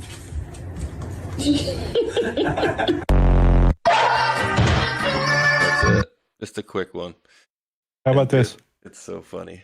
They make it so Фиксируем obvious. условия полигона. Все, закрылся, зарылся. Тебя не видно. Будет уже вот так вот. Оп. Шикарный план, слушай. Действительно, как будто куча мусора и все. Ребят, смотрите, какая штука. Ребят, Дань. It looks pretty good for some trash. Сейчас, не минуту. видно. Ты как сиди, они сейчас пробьют. Присядут. Сейчас, погоди, проверим, они вообще... Так, тестируем в условиях полигона. I just thought that looked cool. I mean, that would be perfect. And you know, they're obviously highlighting it, but like, just think of that like off on the side of the road, right? In the middle of the road wouldn't look so great, but like off to the side of the road, yeah, it looks like a pile of trash. Yeah. Oh, have you seen these? We'll throw this out. Oh no. Tonks? No, I'm Amelia. We need to talk about Islam in the UK. Catholic, Protestant, atheist. We're all buggered if Islam takes over. Witches must be burnt, of course, but honour killing your daughters for not wearing hijab is much too far. But Wallace, dogs are haram. If the Muslims take over, Gromit is a goner. Pigs are haram too, Pepper. Your entire family line ended. And forget LGBT acceptance. Muslims will toss them out the window. Literally. First, we remove the Islamists from our government and our country, Paddington. Then marmalade. I'm trying to find the other one. I had a good video with her in it. Maybe I got it right here. Let me look really quick. Amelia has become an icon of resistance. Have you seen any of these? Not Amelia. No, she's new to me. And she's AI, of course, but Yeah, she is AI. Quick side note here. You can read that for everybody. crazy things are happening in Stockton. Punjabi Devils, Stockton #1. Oh no, is that real? Yes, you can read the bottom part. God, I can't even. Yes, go ahead.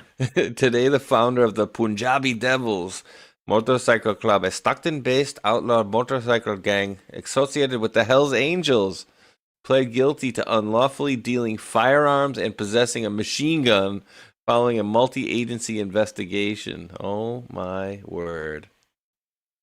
A bunch of badasses, dude. We'll mess you up. We'll bloody F you. Okay, I found the other one with the Amelia girl here. So we'll play this one. F you, bloody F you. Here, we'll do this. I thought this was pretty good. Somebody's doing a pretty good job with these. It's not the world that's wrong, Charlie. It's what you've been taught to accept. Accept what? That you're powerless, born into a system that changes your country without your consent. A prison they put you in. This is your last chance, Charlie. You take the blue pill, you go back to your life and watch our country decline. You take the purple pill, you stay with me, and you help me fight for this country against crime. Against those who are destroying it.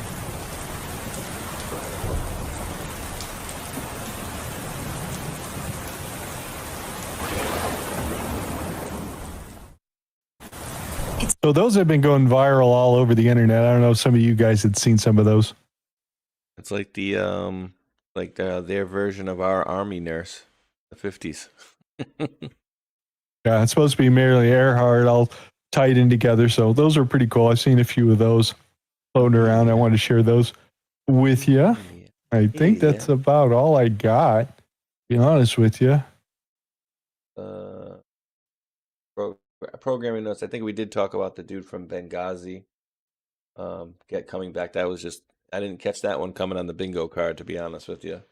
That was just you, like totally out of left field. RDoc dropped something, dude. I don't know if you want to touch on this because we just actually covered this. I think it's the same. John Solomon. RDoc dropped this for the group here a little while ago. Tell me what it is.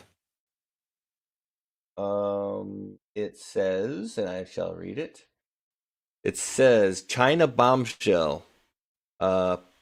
Cash Patel says Biden-era FBI buried the truth about CCP's ties to the biolab on U.S. soil. I believe that's the same one. Yeah, we talked about that one earlier. Iron Maiden, The Flight of Icarus. You guys got some good ones. Aerosmith, Janie's got a gun. Where else are we going? It looks like I think Dal sung one for 4 right here. Crossing the Rubicon over here for 4. So it's go vote for a song. Now is your time. After that, the things are gone. Yes, I'm gonna hit up the old Foxhole Arena where I see Mr. Shonjo is dominating the board over here with gifting a can. So thank you for that, brother. Followed by another cookie. Whoa, don't. I'll be right back. Yes, sir. We got a can from Shonjo and then a cookie from Shonjo, followed by yet another cookie from Shonjo. So appreciate those 3 there, brother. And then Pun Q Rocker 4Q dropped 317 gold pills. Appreciate that, brother. And then followed up by 2 more cookies in a row by Shonjo. No message on that one, but thank you, sir. And One Thunder with the can as well. Thank you very much for that there, One Thunder as well. So I'm releasing the scratchings. We're at 11-17. I like those numbers. 17. Any getting at 17. And interesting, guys. Did anybody, really think too, and I was putting some of these notes aside when I was on the call-in show last night with Dave, News Treason, and Rambo, and 8-Track there. All these different numbers that come up all the time. Excuse me, 17 this, 17 that, 1.7 million this, and you guys remember they had that drug bust of the 1.7 million fentanyl pills, right? Or was it 17 million? What was it? It was one or the other here. Let me pop it up on the screen. 1.7 million, right? Does anybody genuinely think that they actually went through and counted these pills, every single one of them? There's no possible way, in my opinion. I mean, not that it's impossible, but I don't think they would go through that, dude. What's that? Remember that drug bust? It was, what month was this? This was November 17th of this year, of this past year, dude. Winning bidder of a Colorado storage unit unexpectedly found 1.7 million counterfeit fentanyl pills inside a record-breaking narcotic seizure. We talked about that a few months ago. Yeah, no, I do. I was just bringing it up for the fact of it's on November 17th. It was 1.7 million pills. Does anybody think? And I misspoke and said it's impossible, but of course it's possible. They could have, but I highly doubt they actually went through all 1.7 million pills that are in these bags and counted every single one of them. It just happened to be exactly 1.7 million pills, exactly. Tweedle's arming squirrels over here, by the way. Arming squirrels? Yeah. Wait, am I missing something on the chat here? Oh, God. Hold on. My screen's not being seen. Here we go. Pink. Punjabis ain't got shit on me. I love it. Assault squirrels. They're up on the roof. That's why they're up there. He's got a baboon that's deadly accurate with a nail gun. I didn't see the roof with the rifles up there either. That's great. How we do it. That's why. All right, let's go figure out where we're landing. You know why that's why we're never invaded by Japan, right? A weapon hiding behind every blade of grass? Yeah. Every blade of grass, they got many gun there. So did we ever figure out what body part that was, by the way?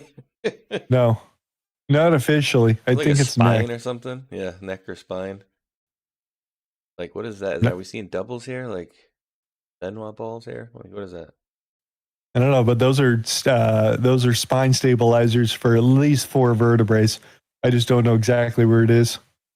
I wonder if that's their face, dude. Do you see that in the image? The face?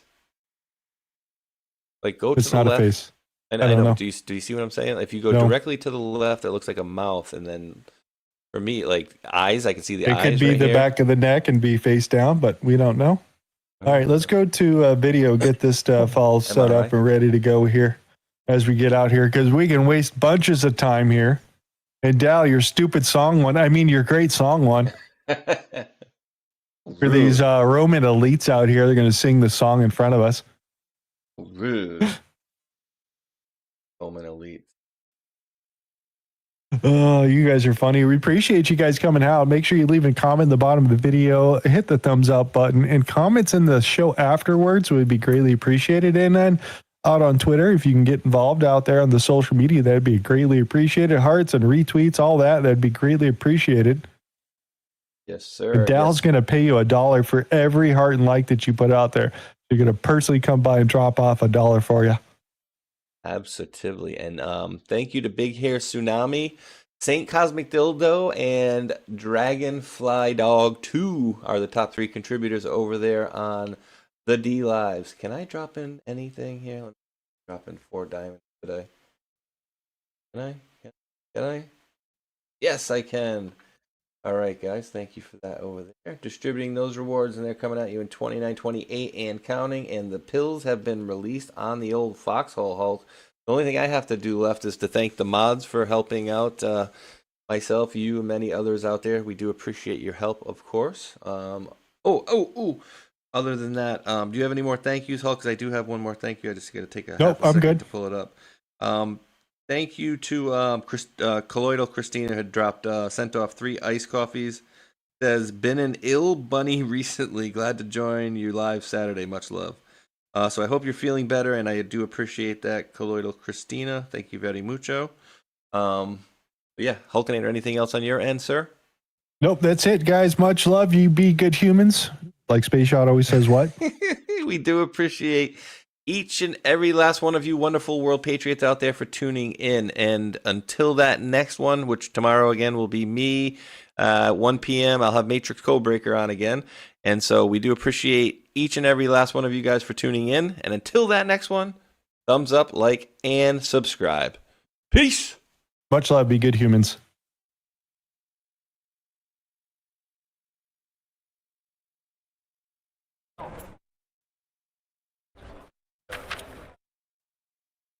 Caesar's coming. Kaiser. You're dressed oddly. Thank you, Dal, for the $10 Rumble rant.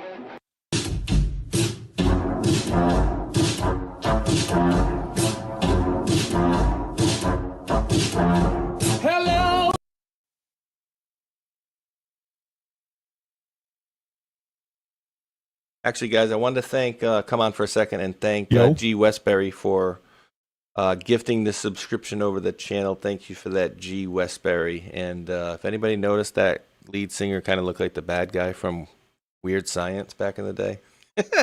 Thumbs up, like, and subscribe. Peace. Hulk, you good humans? Much love.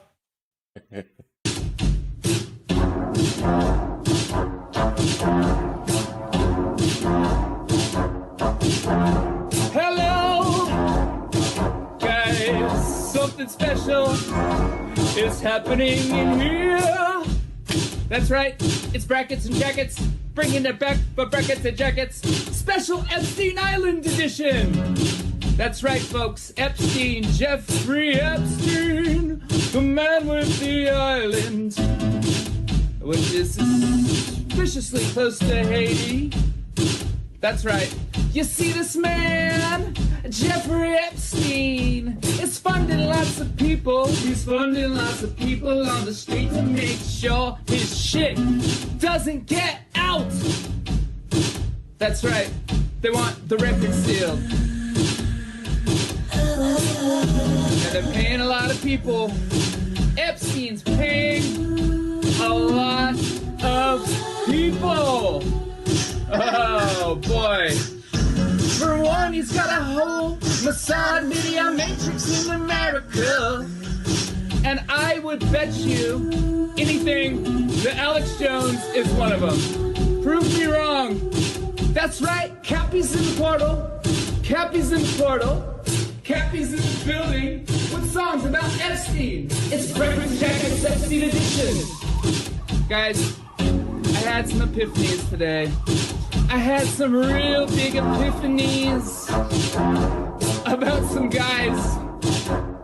A big network of guys and spies and lies and liars. All right, think about this for a minute, okay? The guy in Portland, the scientist that just got busted for producing CP, that guy is 1 degree of separation away from Epstein. Epstein, the investor that lives in West Palm Beach, Florida. I know a guy who lives in West Palm Beach, Florida as well. Investor as well.